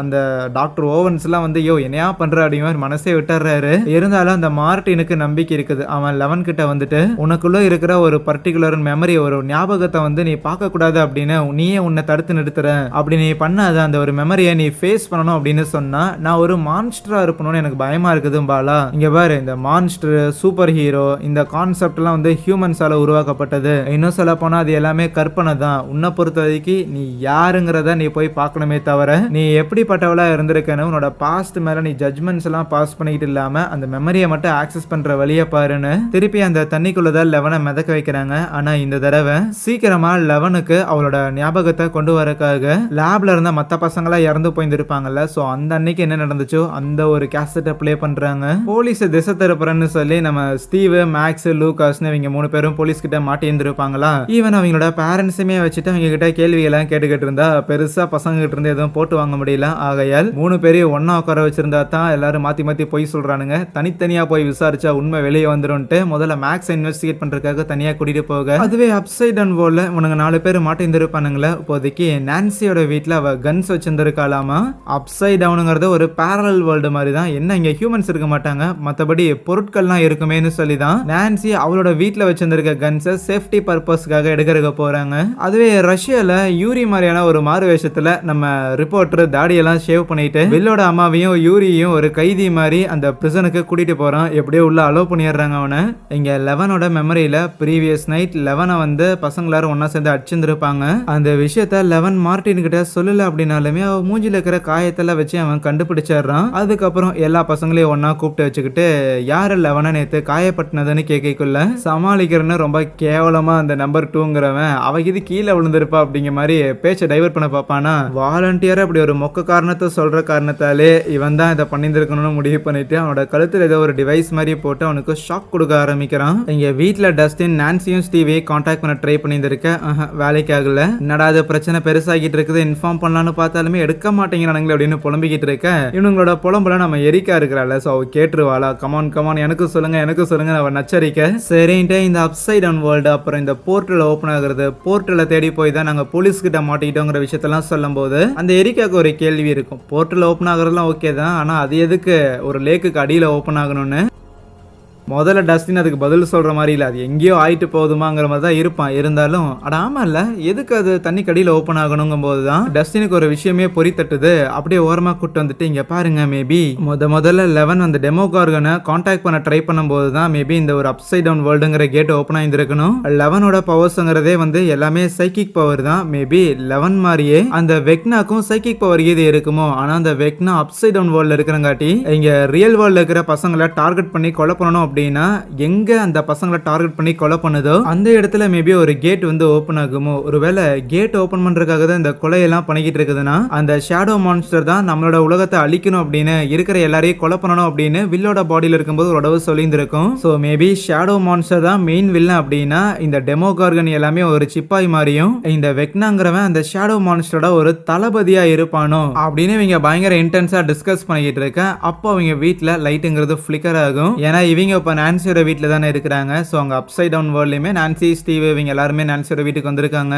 ஒரு டப்பால கன்ஸ் இருக்குமான்னு தேடி பார்த்தா ஷூஸ் தான் இருக்கு. ஏன்டா கன்ஸை காணணும் அவளுக்கு ஒன்றும் புரியாமல் இருக்கும்போது அப்போ நான்சியோட பர்சனல் டைரி ஒன்று அங்கே இருக்கும். ஸோ அதில் வந்து நவம்பர் மாதம் 1983 வருஷம் அவள் எழுதுனதோட அந்த டைரி நின்றுருக்கும். விச் மீன்ஸ் இப்போ அப்சைட் டவுன் வேர்ல்டில் முதல்ல வில் காணாமல் போயிருந்திருப்பான்ல அந்த காலகட்டம் தான் போயிட்டு இருக்குது. ஒரு பக்கம் பரபரப்பா இவங்க இதையெல்லாம் நோட் பண்ணிக்கிட்டு இருந்தா நம்ம ஸ்டீவ் வந்து டஸ்டின் அப்படின்னு கத்திக்கிட்டு பண்ணிட்டு இருப்பானா? ஏன்னா ரியல் லைஃப்ல நான்சியோட வீட்ல தானே டஸ்டின் இருக்கிறான். அவன் பேசுறத நம்ம ஸ்டீவால கேட்க முடியுது. ஃபர்ஸ்ட் சீசன்லயே காமிச்சிருந்திருப்பாங்கல்ல, நம்ம வில்லோட அம்மா பேசுறது அப்சைட் டவுன் வேர்ல்ட்ல இருந்த வில்லுக்கு கேட்டிருந்திருக்கும். ஆனா அவன் பேசுறது அவங்க அம்மாக்கு கேட்டிருந்திருக்காது. அதை யோசிச்சு பார்த்தா நான்சியும் ஒருவேளை இங்க இருக்கிற லைட்ஸ் மூலமா நம்மளால பசங்களை கான்டாக்ட் பண்ண முடியுமோன்னு, அப்பதான் அங்க இருக்கிற ஒரு லைட்டு கிட்ட சம்திங் ஏதோ பார்ட்டிகல்ஸ் மாதிரி வருமா, அத கிட்ட அவங்க கை கொண்டு போகும்போது அந்த இடத்துல லைட்டுங்கிறது க்ளோ ஆகுது. இதை வச்சு டஸ்டினா கான்டாக்ட் பண்ணுவோன்ட்டு நம்ம எட்டி தான் SOS சென்ட் பண்றான், லைக் எமர்ஜென்சிங்கிற மாதிரி. ரியல் வேர்ல்ட்ல இருக்கிற டஸ்டினாலையும் அந்த லைட் ஃபிளிக்கர் ஆகிறது மூலமா SOSங்கிறத அண்டர்ஸ்டாண்ட் பண்ணிக்க முடிய அருமடாடி அந்த 4 முட்டா பசங்களும் அப்சைட் டவுன் வேர்ல்டுக்கு போயிருக்கானுங்களான்னு புரிய வர ரஷ்யாவோட அந்த பிரிசன்ல இருக்கிற வார்டன் இருக்கிறான்ல, அவன் அவங்க 3 பேரையும் வந்து மீட் பண்ணும்போது எப்படியோ நம்ம ரிப்போர்ட்டர் அவரோட நடிப்பு திறமைகள்லாம் வச்சு தான் யூரிங்கிற மாதிரி ஓரளவுக்கு கன்ஃபர்மேஷன்லாம் வாங்கிடுறாரா. அந்த அமெரிக்கனை தேடி தானே இவங்க 2 பேரும் வந்திருக்காங்க. 2 பேருக்கு அந்த அமெரிக்கனை காட்டலாம் அப்படிங்கிற மாதிரி கூட்டிட்டு வரக்குள்ள நேத்து நைட்டு சோறெல்லாம் போட்டு வந்துருப்பானுங்களே. ஸோ எதுக்கு போட்டானுங்களோ அதுக்காக கூட்டு வந்து நிறுத்தி இருந்திருக்காங்க. டெமோகார்கன் கூட சண்டை போடுறதுக்காக இறக்கி விட லெவனோட மெமரியில லெவன் ஆஸ் யூஷுவல் ட்ரெயின் பண்ணிட்டு இருக்கும்போது அங்க இருக்கிற எல்லா பசங்களும் லெவன் மேல சமகான்ல இருப்பாங்க. அப்ப அந்த ஆர்டர்லி தான் வந்துட்டு நம்ம லெவன் கூட செஸ் ஆடுற மாதிரி சில விஷயங்கள்லாம் பேச ஆரம்பிப்பான். நேத்து அந்த பசங்கள்லாம் உன்னை அடிக்கும் போது செக்யூரிட்டி கேமராங்கிறது ஆஃப்ல தானே இருந்துச்சு, அதனால தானே யார் உன்னை அடிச்சாங்கிற விஷயம் மார்டினுக்கு தெரியல. ஆனா அந்த செக்யூரிட்டி கேமராவை ஆஃப் பண்ண வச்சு பசங்களை உன்னை அடிக்க வச்சதே வந்து மார்டின் தான். ஈவன் இன்னைக்கு கூட எல்லாரும் முன்னாடியும் அவர் நல்லவருங்கிறத ப்ரூவ் பண்ற விதமா அந்த நம்பர் 2 வந்து அவரு பனிஷ் பண்ணியிருந்திருக்கலாம். பட் அவரு நம்பர் 2 பனிஷ் பண்ணதுக்கான காரணம் அந்த கோவத்துல இருக்கிற எல்லாரும் ஒன்னா சேர்ந்து இன்னைக்கு நைட்டு உன்னை போட்டு தள்ளுறதுக்காக பிளான் பண்றாங்க. கண்டிப்பா மார்டின் இதை தடுக்க மாட்டாரு. அதனால இன்னைக்கு நீ இதுல இருந்து தப்பிக்கணும் அப்படின்னா இந்த இடத்தை விட்டு இந்த நரகத்தை விட்டு நீ எஸ்கேப் ஆகணும்னு சொல்லக்குள்ள நீ எதுக்கு எனக்கு உதவி பண்றேன்னு கேட்டதுக்கு, ஏன்னா எனக்கு உன் மேல நம்பிக்கை இருக்குதுன்னு சொல்லிட்டு இந்த லெபார்டரியில இருக்கிற டோர்ஸ்ல ஓபன் பண்றதுக்காக ஒரு கார்டு தேவைப்படும் போல, செக்யூரிட்டி கார்டு, அதை கொடுக்குறான். இன்னொரு பக்கம் டஸ்டின் மைக்கோட தங்கச்சியோ ஏதோ ஒரு கேம் மாதிரி வச்சிருந்திருப்பா போல, அதை அவகிட்ட இருந்து புடிங்கிட்டு வந்துட்டு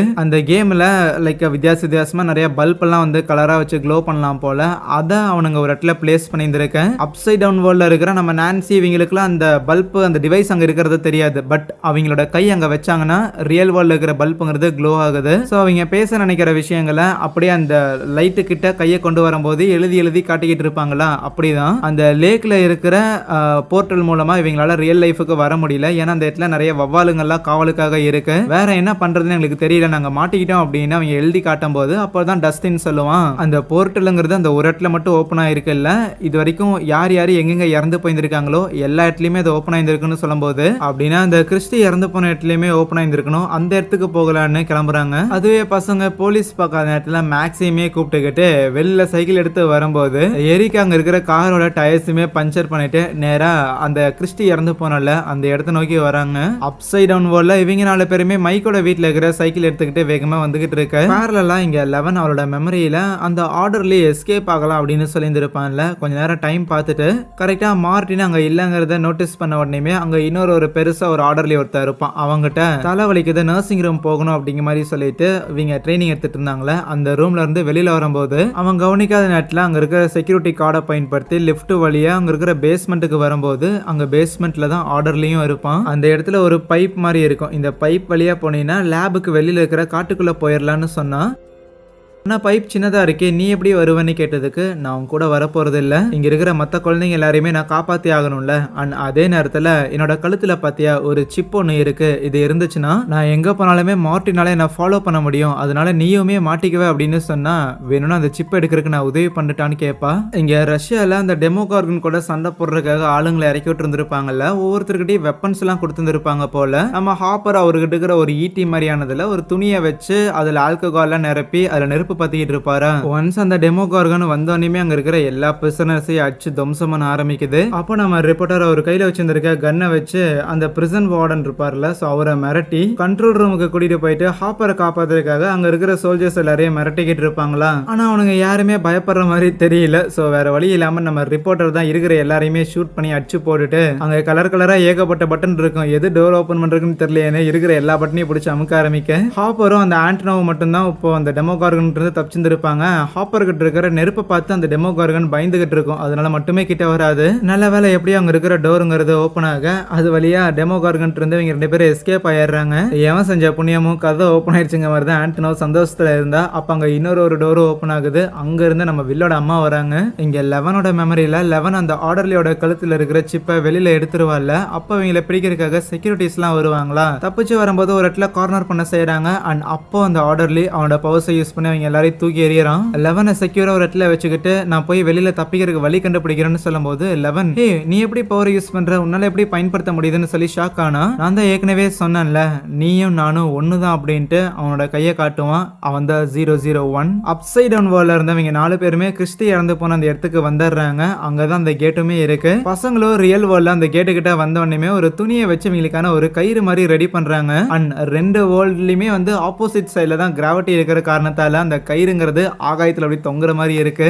லைனா ஒவ்வொருத்தரும் வெளியில வரும்போது நம்ம நான்சி வெளியில வர ட்ரை பண்ணும்போது அவ திருப்பியும் அந்த அப்சைட் டவுன் வேர்ல்ட்ல போய் விழுகிற மாதிரி இருக்கு. வெக்னா நான்சியோட மைண்டுக்குள்ள வந்திருக்கான். ஆனா நான்சி இன்னுமே அந்த அப்சைட் டவுன் வேர்ல்ட்ல ஸ்டீவ் பக்கத்துல தான் நின்னுகிட்டு இருக்கா. ஏதோ டிரான்ஸ் ஸ்டேட்டுக்கு போன மாதிரி அப்படியே பேன். பார்பரா இறந்து போயிருப்பால அந்த ஒரு மெமரியை வச்சுதான் நான்சிய மென்டலி பிரேக் பண்றதுக்காக ட்ரை பண்றான் வெக்னா. இது நடந்துகிட்டு இருக்கும் போதே பேரலா 11ஓட மெமரியில அந்த ஆர்டர்லயே அவளை ஒரு ரூம்குள்ள வெயிட் பண்ண சொல்லிட்டு போயிருப்பான்ல. எங்க போனா அப்படின்னு ஃபாலோ பண்ணி வரும்போது அங்க ஏகப்பட்ட குழந்தைங்க அங்க இருந்திருப்பாங்கல்ல. எல்லாரையுமே ஒருத்தன் போட்டு தலைந்திருப்பான். அது அந்த ஆர்டர்லியா தான் இருக்கும். அந்த நம்பர் 1 தான் போட்டு தலைந்திருப்பான். 11 இதையெல்லாம் பார்த்துருக்காங்கிறத பார்த்தோன்னே அவனுக்கு கோவம் தான் வருது. இருந்தாலும் கிட்ட வந்துட்டு கவலைப்படாத, மற்றவங்கள மாதிரி இல்லாம மற்றவங்களை விடவுமே தனித்து இருக்கிற இந்த ஒரு உணர்வுங்கிறது எப்படி இருக்குன்னு எனக்கு நல்லாவே புரியும்னு சொல்லுவான். இந்த 01ங்கிறவனுமே சின்ன வயசுல நம்ம 11 மாதிரி தான் இருந்திருப்பான் போல. ஸோ அதனால தான் 11ஓட சின்ன வயசுக்குள்ள தன்னோட சின்ன வயசு அவன் பார்க்குறான். இங்க நான்சி அந்த ஸ்விம்மிங் பூலை விட்டு வெளியில வரும்போது அப்போ வெக்னா நீ என்ன பத்தின விஷயங்கள் தேடுறதுக்காக அந்த விக்டரை தேடி போயிருந்தீல, நானே உனக்கு என்ன பத்தின விஷயங்களை சொல்றேன் அப்படின்னு அவளுக்கு விஷுவலா காட்ட ஆரம்பிக்கிறான். அங்கதான் ரிவீல் பண்றாங்க அந்த 01 அப்படிங்கிறவன் வேற யாரும் கிடையாது, அந்த விக்டரோட பையனான அந்த ஹென்ரிங்கிறவன் தான். வெக்னா நான்சி கிட்ட இந்த விஷயங்கள் எல்லாத்தையும் விஷுவலா காட்டும் போது நம்ம 11ஓட மெமரியிலுமே ஹென்றி நம்ம 11க்கு சில விஷயங்கள்லாம் சொல்லிட்டு இருப்பான். ஸோ ரெண்டும் பேரலா காட்டுவாங்க.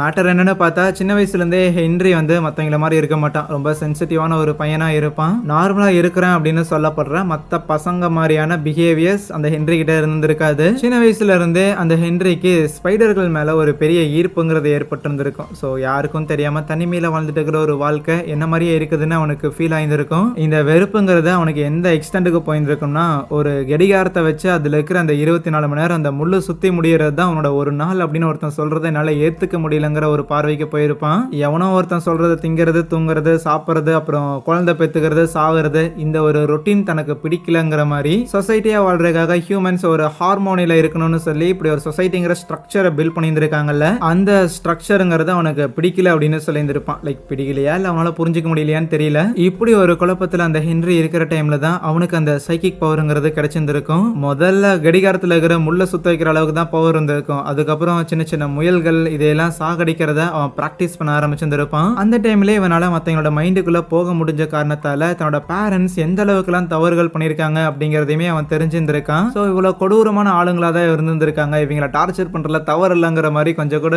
கருணையே இல்லாம போயிருந்திருக்கும். இவன் தான் இவங்களை டார்ச்சர் பண்றாங்கிற விஷயம் அவங்க அப்பாவுக்கு தெரிஞ்சிருக்காது, அந்த விக்டருக்கு தெரிஞ்சிருக்காது. ஏதோ ஒரு டீமன் தான் நம்மள சபிக்குது போல அப்படின்னு நினைச்சிருப்பாரு. ஆனா ஹென்ரியோட அம்மா இதை புரிஞ்சுக்கிட்டு லைக் இவன்ட்ட தான் ஏதோ ஒரு பவர் இருக்குதுன்னு சொல்லி ஏதோ ஒரு டாக்டரை கூப்பிட்டு இருந்திருப்பாங்களாமா. இப்போ இதிலிருந்து தப்பிக்கிறதுக்காக ஹென்றி அவங்க அம்மாவை முதல்ல கொலை பண்ணியிருந்திருப்பான். அடுத்து அவன் தங்கச்சியுமே கொலை பண்ணியிருந்திருப்பான். ஆனால் அவங்க அப்பாவை போட்டு தள்ளுறதுக்கு முன்னாடி அவனோட பாடிங்கிறது இந்த பவரை ஹேண்டில் பண்ண முடியாம அவன் கோமாக்கு போயிருந்திருப்பானா. ஈவென்ச்சுவலி தங்கச்சியும் அம்மாவையும் அப்பா தான் கொலை பண்ணாருங்கிற மாதிரி அந்த விக்டரை அரெஸ்ட் பண்ணிட்டு போயிருந்திருப்பாங்க. ஆனா ஒரு 10 நாள் கழிச்சு இந்த ஹென்றி கண் விழிச்சு பார்த்தா கோமால இருந்து எந்திரிச்சா அவன் முன்னாடி நம்ம மார்ட்டின் இருந்திருப்பாரு. முதல்ல இவனுக்குள்ள என்ன பவர் இருக்குங்கிறத ஸ்டடி பண்ணணும்னு தான் பார்த்தாரு. ஆனா போக போக அந்த பவர்ஸை கண்ட்ரோல் பண்ண நினைச்சாங்க. ஹென்ரியை தான் மாடலா வச்சு இந்த மாதிரியான குழந்தைங்களை வந்து உருவாக்க ஆரம்பிச்சாங்க. மற்ற குழந்தைங்களுக்கு மேல ஹென்ரிக்கு பாசனேஷன்லாம் கிடையாது. ஆனா 11 வித்தியாசமானவங்கிற ஒரு உணர்வு உனக்கு இருக்கும். நான் 11 இதையெல்லாம் நம்புற மாதிரி இல்லை. ஏன்னா இவ்வளோ பேரை கண்ணு முன்னாடியே கொலை பண்ணதுக்கு அப்புறமும் சந்தேகமே தேவையில்லைன்ட்டு அவனை அட்டாக் பண்றதுக்கு ட்ரை பண்ணா. ஹென்ரிக்கு கோவம் வந்துடும். இப்போ 2 பேருமே அங்க சண்டை போடுறதுக்காக ஆப்போசிட்ல நிக்க இருந்தாலும் ஹென்றி தான் பவர்ஃபுல்லா இருந்திருக்கான். ஆல்மோஸ்ட் 11 போட்டு தள்ளான்னு போகும்போது அவனோட கண்ணில் இருந்தெல்லாம் ப்ளீட் ஆக ஆரம்பிச்சிருந்திருக்கும். பட் எப்படியோ 11 அவங்க அம்மா பத்தின மெமரிஸ் எல்லாம் யோசிச்சு பார்த்துட்டு ஹென்ரியோட கண்ட்ரோல்ல இருந்து வெளியே வந்து ஹென்றி அடிச்சு தூரம் போறது மட்டும் இல்லாம இனிமேலும் ஹென்றி இங்க இருக்கக்கூடாதுன்னு சொல்லிட்டு 11 அவளோட பவரை யூஸ் பண்ணியிருந்திருக்க. சீசன் 1ல எப்படி அவ டெமோகார்கனை அப்சைட் டவுன் வேர்ல்டுக்கு அனுப்பும்போது ஸ்கூல்ல ஒரு போர்ட்டல் ஓபன் ஆச்சோ அதே மாதிரியான ஒரு போர்ட்டலுங்கிறது அந்த லெபார்டரியில முதல்ல அப்பதான் ஓபன் ஆயிருந்திருக்கும். ஹென்ரிய அப்சைட் டவுன் வேர்ல்டுக்கு அனுப்புறதுக்காக தான் 11 முதல்ல போர்ட்டலே ஓபன் பண்ணியிருந்திருக்கா. அப்படி அப்சைட் டவுன் வேர்ல்டுக்கு போன ஹென்றி அந்த உலகத்தால பாதிப்படைய ஆரம்பிச்சிருந்திருப்பான். அப்படிதான் அவனோட உடம்பு எல்லாமே ஒரு மாதிரி ஆயிருந்திருக்கும். பிளஸ் இப்போ இங்க வெக்னாவா உருவெடுத்து நிக்கிறான். அதுக்கப்புறம் தான் உள்ள வந்த மார்டின், ஆமா இப்போ நீ என்ன பண்ண அப்படின்னு சொல்லி ஆச்சரியப்பட்டிருந்திருப்பானா. பேரலா நம்ம நான்சிக்குமே அந்த வெக்னா சில மெமரிஸ் எல்லாம் காட்டியிருந்திருக்கும். காட்டினதுக்கு அப்புறம் செப்பரேட்டா ஒரு இடத்துல நான்சியை புடிச்சு வச்சு அதுக்கப்புறம் அவளை நினைச்சிருந்தா போட்டு தள்ளியிருந்திருக்கலாம். இருந்தாலும் நீ 11 கிட்ட போய் சில விஷயங்கள் சொல்லணுங்கிற மாதிரி நான்சிக்கு சில விஷுவல்ஸ் எல்லாத்தையுமே வெக்னா காட்டுவான். கட் பண்ணா நான்சி கண்விழிக்க இங்க ரஷ்யால ஹாப்பரை காப்பாத்திட்டாங்கல்ல. ஆனா அந்த டெமோகார்கன் அங்க இருக்கிற பிரிசன் கார்ட்ஸ் எல்லாத்தையும் அட்டாக் பண்ணிக்கிட்டு இருக்கும். ஹாப்பர் வில்லோட அம்மானே இவங்க இப்ப எல்லாரும் ஒரு கண்ட்ரோல் ரூம்ல இருக்கிறாங்கல்ல. அங்க பக்கத்து ரூம்ல வந்து ஏதோ ஒரு சத்தம் வருமா, போய் பார்த்தா அங்க ஒரு டெமோ டாக இந்த மாதிரி ரிசர்ச்சுக்காக கட்டி வச்சிருந்திருப்பாங்க போல. அது கதறிக்கிட்டு இருக்கு. அதை ஷூட் பண்ணிட்டு சைட்ல இன்னொரு ரூம்குள்ள போனா அந்த இடத்துல ஏகப்பட்ட ஸ்பெசிமன் எல்லாம் வச்சிருந்திருக்கானுங்க. அடிஷனலா ஒரு பெரிய கண்ணாடி பொட்டிக்குள்ள உயிரோட இருக்கிற காத்து மாதிரி சம்திங் ஏதோ ஒரு மேட்டர் அவங்க பூச்சி வச்சிருந்திருக்காங்களா. அப்பதான் ஆண்டனோ ஹே தப்பிச்சு போறதுக்கு வழியை கண்டுபிடிச்சிருக்கேன்டான்னு அங்க இருக்கிற ஒரு அண்டர் கிரவுண்ட் வழியா வெளியில போக இங்க 11 மெமரிஸ்ல எக்ஸ்பீரியன்ஸ் பண்ணிருக்கால. சோ இப்போ அவளை ஒரு அப்சர்வேஷன் ரூம்ல இந்த மார்டின் தான் வச்சிருந்திருப்பான். அப்பதான் சில விஷயங்கள்லாம் எக்ஸ்பிளைன் பண்ணுவான். இது வரைக்கும் பயன்படுத்தாத அளவுக்கு 11 அவளோட பவர்ஸை யூஸ் பண்ணி ஹென்ரிய வேற ஒரு டிமென்ஷனுக்கே அனுப்பிச்சுட்டு இருந்திருக்கால. அதனால மூளை வேலை செய்யாம கொஞ்ச நாளுக்கு கோமாக்கு போயிருந்திருப்பா. ஒன்ஸ் அவ கோமால இருந்து எந்திரிச்சதுக்கு அப்புறம் அவளுக்கு என்ன நடந்துங்கிற எல்லா விஷயமுமே மறந்து போயிருந்திருக்கும். ஆனா திருப்பி இவளுக்கு அந்த ஒரு பவரை பயன்படுத்த வைக்கிறதுக்காக இவங்க நிறைய முயற்சிகள்லாம் பண்ணியிருந்திருப்பாங்களா. அந்த ஒரு முயற்சியில தான் அந்த லெபார்டரியோட அண்டர் கிரவுண்ட்ல ஒரு பெரிய ஓப்பனிங் ஒன்று போட்டு விட்டுருந்திருப்பா. அதுக்கப்புறம் லேப்ல இருந்து எஸ்கேப் ஆயிருந்திருப்பா. இந்த பஞ்சாயத்துலாம் நடந்திருக்கும். ஈவன் சீசன் 1ல சில பேரெல்லாம் சூட் எல்லாம் போட்டுக்கிட்டு அந்த அப்சைட் டவுன் வேர்ல்டுக்கு போயிருந்திருப்பாங்கல்ல. அது ஆக்சுவலி ஹென்ரிய தேடி தான் போயிருந்திருப்பாங்க. அப்போ டாக்டர் ஓவன்ஸும் இப்போ 3 பேர் இறந்து போயிருந்திருக்காங்கல்ல. அந்த ஃபைல் அந்த போட்டோஸ் எல்லாம் காட்டுவாரு. இவங்க எப்படி இறந்து போயிருக்காங்களோ இதே மாதிரி தான் அந்த ஹென்றி கொலை பண்ற பேட்டர்னுங்கிறது இருக்கும். இந்த பேட்டர்னை மாத்தாம கொலை பண்றான் அப்படின்னா தான் திருப்பி வந்திருக்கேன் அப்படிங்கறத சொல்ற விதமா தான் இந்த கொலையை அவன் பண்ணியிருந்திருக்கணும்னு சொல்லுவாங்க. இதெல்லாம் ஹாக்கின்ஸ்ல தான் நடந்துகிட்டு இருக்குதுன்னா அந்த ஹென்றி ஹாக்கின்ஸ் அழிக்கிறதுக்காக தான் முயற்சி பண்றான். அவனோட நண்பர்களுக்கு உன் உதவி தேவைப்படுதுன்னு சொன்ன உடனே 11 தனியா வந்து ஒரு ரூம்ல உட்காந்துக்கிட்டு நம்ம பசங்களை என்ன பண்றாங்க அப்படின்னா அவரோட பவரை யூஸ் பண்ணி பார்க்க ஆரம்பிக்கிறான். இப்போதைக்கு நான்சி அந்த டிரான்ஸ்டேட்டுக்கு போயிருந்திருப்பாள். அவ என்னென்னலாம் பார்த்திருப்பாங்கிற விஷயத்தெல்லாம் சொல்லிட்டு இருக்கும்போது கண்டிப்பா இந்த ஹாக்கின்ஸ் அழிக்கிறதுக்காக தான் அந்த வெக்னா முயற்சி பண்றான். இருந்தாலும் அவனை தடுக்கிறதுக்கான ஒரு வழி இல்லைன்னா இதுக்குள்ள இருக்கிற பேட்டர்ன்ல ஏதாவது ஒன்ன கண்டுபிடிக்க முடியுமான்னு யோசிக்கும் போது அப்பதான் மேக்ஸ் ஒரு ஐடியா சொல்றான். அவளுக்கு ஏற்கனவே இந்த வெக்னாவோட விஷன்ங்கிறது வந்துருக்குல்ல. அப்படி எல்லா டைமுமே விஷன் வரும்போது அவளுக்கு 4 தடவை மணிகுண்டுல இருந்து மணி அடிக்கிற மாதிரியான சத்தங்கிறது கேட்கும். சோ மேபி அந்த 4 சத்தங்கிறது அவன் நமக்கு கொடுக்கிற ஹிண்டா இருக்குமோ. 4 பேர் அவன் கொலை பண்ணணும்னு நினைக்கிறானோ இந்த டவுனை டேக் ஓவர் பண்றதுக்கு அப்படின்னு யோசிக்க உடனே அங்க இருக்கிற மொபைல் மூலமா மைக்கையும் வில்லையும் கான்டாக்ட் பண்ணலான்னு வில்லோட வீட்டுக்கு கால் பண்றாங்க. ஆனா அங்க என்ன நடக்குன்னு இவங்களுக்கு தெரியாதுல்ல. என்னடா இது நாமளும் ரொம்ப நாளா போன் பண்ணிட்டே இருக்கிறோம் எடுக்கவே மாட்டேங்கிறாங்களே அப்படின்னு புலம்பிக்கிட்டு இருந்தா இவங்க பேசுறது எல்லாத்தையுமே நம்ம 11 புள்ளையும் கேட்டுக்கிட்டு இருப்பா. ஆனா அப்பதான் டஸ்டின் ஒரு பிரில்லியன்டான ஒரு ஐடியாவை கொடுக்குறான். என்னன்னா நம்ம 11 பவர்ஃபுல்லான ஒருத்தி தான். ஆனா அவளுக்கு ஒரு வீக்னஸ் இருக்கு. அவ சைக்கிக் பவரை யூஸ் பண்ணும்போது அவளோட கான்சியஸ்ங்கிறது அவளோட பாடி கிட்ட இருக்காது. விச் மீன்ஸ் அவ பாடி அந்த டைம்ல வீக்கா இருக்கும். அவ பவரை யூஸ் பண்ணி வேற யாரையாவது கான்டாக்ட் பண்ண அவ போற டைம்ல அவளோட ரியல் லைஃப்ல இருக்கிற பாடியை நம்மளால காலி பண்ண முடியும். மேபி அதே மாதிரியான ஒரு சைக்கிக் பவரை பயன்படுத்தி தான் அந்த வெக்னாவுமே ரியல் லைஃப்ல இருக்கிற நம்ம ஆளுங்களை கொலை பண்றான். அப்படின்னா கண்டிப்பா அந்த வெக்னாவோட பாடிங்கிறது அந்த வெக்னாவோட அப்சைட் டவுன் வேர்ல்ட்ல இருக்கிற வீட்டுல தான் இருக்கும். அவனால தான் இன்னொரு நபரை கொலை பண்றதுக்காக முயற்சி பண்ணுவான்ல. அப்படி அவன் முயற்சி பண்ணும்போது நம்ம அப்சைட் டவுன் வேர்ல்டுக்கு போய் அவனை மட்டை பண்ணிடலாம் அப்படின்னு முடிவு பண்ணா. அவனால தான் யாரை சூஸ் பண்ணுவான்னு யாருக்கு தான் தெரியும்னு ஒரு கேள்வி வரும்போது அதுக்கு மேக்ஸ் அவன் கண்டிப்பா என்னதான் சூஸ் பண்ணுவான்னு சொல்லுவா. ஏன்னா இப்போ வரைக்குமே வெக்னாவோட இந்த வலையில மாட்டக்கூடாதுன்னு அவளுக்கு எப்பப்பெல்லாம் சம்திங் ஏதோ தோன்ற மாதிரி இருக்கோ அப்பப்பெல்லாம் பாட்டு உட்காந்து கேட்க ஆரம்பிச்சிருவா. மேபி அந்த பாட்டை நான் கேட்காம வெக்னாவை என்னோட மைண்டுக்குள்ள அலோ பண்ணனா இந்த கேப்ல நீங்க போய் வெக்னாவை காலி பண்ணிடலாமேன்னு சொன்னதுக்கு லூகாஸ் ஆப்வியஸா பயங்கரமா பயப்படுறான். ஏ புள்ள இதெல்லாம் சரியான விஷயம் இல்லைன்னு. இருந்தாலும் கமான் எனக்கும் சாகணும்னு விருப்பம் கிடையாது, உங்களுக்கும் என்ன சாகடிக்க விருப்பம் இல்லைன்னா அவன் என்ன போட்டு தள்ளுறதுக்கு முன்னாடி அப்சைட் டவுன் வேர்ல்டு போய் நீங்க அவனை போட்டு தள்ளுங்க அப்படின்னு சொல்லக்குள்ள இதை தவிர வேற ஆப்ஷனும் இல்ல அவங்க கிட்ட கண்டிப்பா. பட் இப்போதைக்கு நாம வெக்னாவை போட்டு தள்ளணும்னா வெப்பன்ஸ் தேவைப்படுது, வெப்பன்ஸ் வாங்கணும். ஆனா அதுக்கு முன்னாடி நம்ம எல்லாருமே போறதுக்கு ஒரு வண்டி வேணும்னு எடியோட வீட்டு பக்கத்துல இந்த நிறைய இந்த கேரவன்லாம் இருக்கும். ஸோ அப்படி ஒரு கேரவனை ஆட்டையை போட்டு அங்கிருந்து கிளம்புறானுங்களா. பசங்க பேசுறது மேக்ஸோட உயிருக்கு ஆபத்துங்கிற விஷயத்த எல்லாத்தையுமே நம்ம லெவன் கேட்டு தெரிஞ்சிருந்திருப்பால. உடனே டாக்டர் ஓவன்ஸ் கிட்ட போயிட்டு என் ஃப்ரெண்ட்ஸ் எல்லாம் நல்லா இருப்பாங்கன்னு சொன்னீங்க, அவங்களுக்கு ஏதோ ஆபத்தாம, மேக்ஸோட உயிருக்கு ஆபத்தாம அப்படின்லாம் கேட்கும்போது மேக்ஸா யாருன்னு டாக்டர் ஓவன்ஸுக்கு தெரியல, இருந்தாலும் பரவாயில்ல நான் ஆளுங்களை அனுப்பி பார்க்க சொல்றேன்னு சொல்லும் போது மார்ட்டின் வந்துட்டு நீ இப்போதைக்கு எங்கேயும் போக கூடாது புள்ள, நீ இதே இடத்துல இருக்கணும், உன் ஃப்ரெண்ட்ஸா இருக்கட்டும் இல்ல நீயா இருக்கட்டும் நீங்க யாருமே அந்த ஹென்ரியை எதுக்குற அளவுக்கு தயாரா இல்லைன்னு சொல்லுவான். ஏன்னா ஹென்ரி யார் யாரையெல்லாம் சாகடிக்கிறானோ அவங்கள தன்னுள்ள இழுத்துக்குவான். லைக் அவனோட திறமையில இருந்து நாலேஜ்ல இருந்து எல்லா விஷயமே அவனுக்குள்ள இருக்கும். ரொம்ப வருஷமா அவன் அந்த அப்சைட் டவுன் வேர்ல்ட்ல தான் இருக்கிறான் அப்படின்னா அவன் எந்த அளவுக்கு ரொம்ப ஆபத்தான ஒரு ஆளா இருப்பான் அப்படின்னு தெரியல. ஆகையால் நம்ம இன்னும் சண்டை போடுறதுக்கு ஏதுவா அவனோட திறமைகளை இன்னும் அதிகரிக்கிற வரைக்கும் நீ இப்ப களத்துல இறங்குறது நல்லது இல்லைன்னு சொன்னா டாக்டர் ஓவன்ஸே இவ்வளவு ஃபோர்ஸ் பண்ணி இங்க இருக்க வைக்கிறதுக்கான அவசியம் கிடையாது, அதான் பவர்ஃபுல்லா இருக்கிறாள் போகட்டும் அப்படிங்கிற மாதிரி தான் நினைக்கிறாப்ல. அதுவே ரஷ்யால அண்டர் கிரவுண்ட் வழியா தான் நம்ம ஹாப்பர் அண்ட் கேங் தப்பிச்சிருப்பாங்கல்ல, நேரா அந்த யூரி அவனோட பேஸ்ல ஒரு ஹெலிகாப்டர் வச்சிருந்திருக்கானாமா. சோ இப்போதைக்கு இது வழியா எஸ்கேப் ஆகலான்னு இருக்க உதவிக்காக டாக்டர் ஓவன்ஸை கான்டாக்ட் பண்ண முடியுமா அப்படின்னு கூட ட்ரை பண்றாங்க. சோ ஒன் வே கால் தான் இப்போதைக்கு இவங்க சொல்லிட்டாங்க,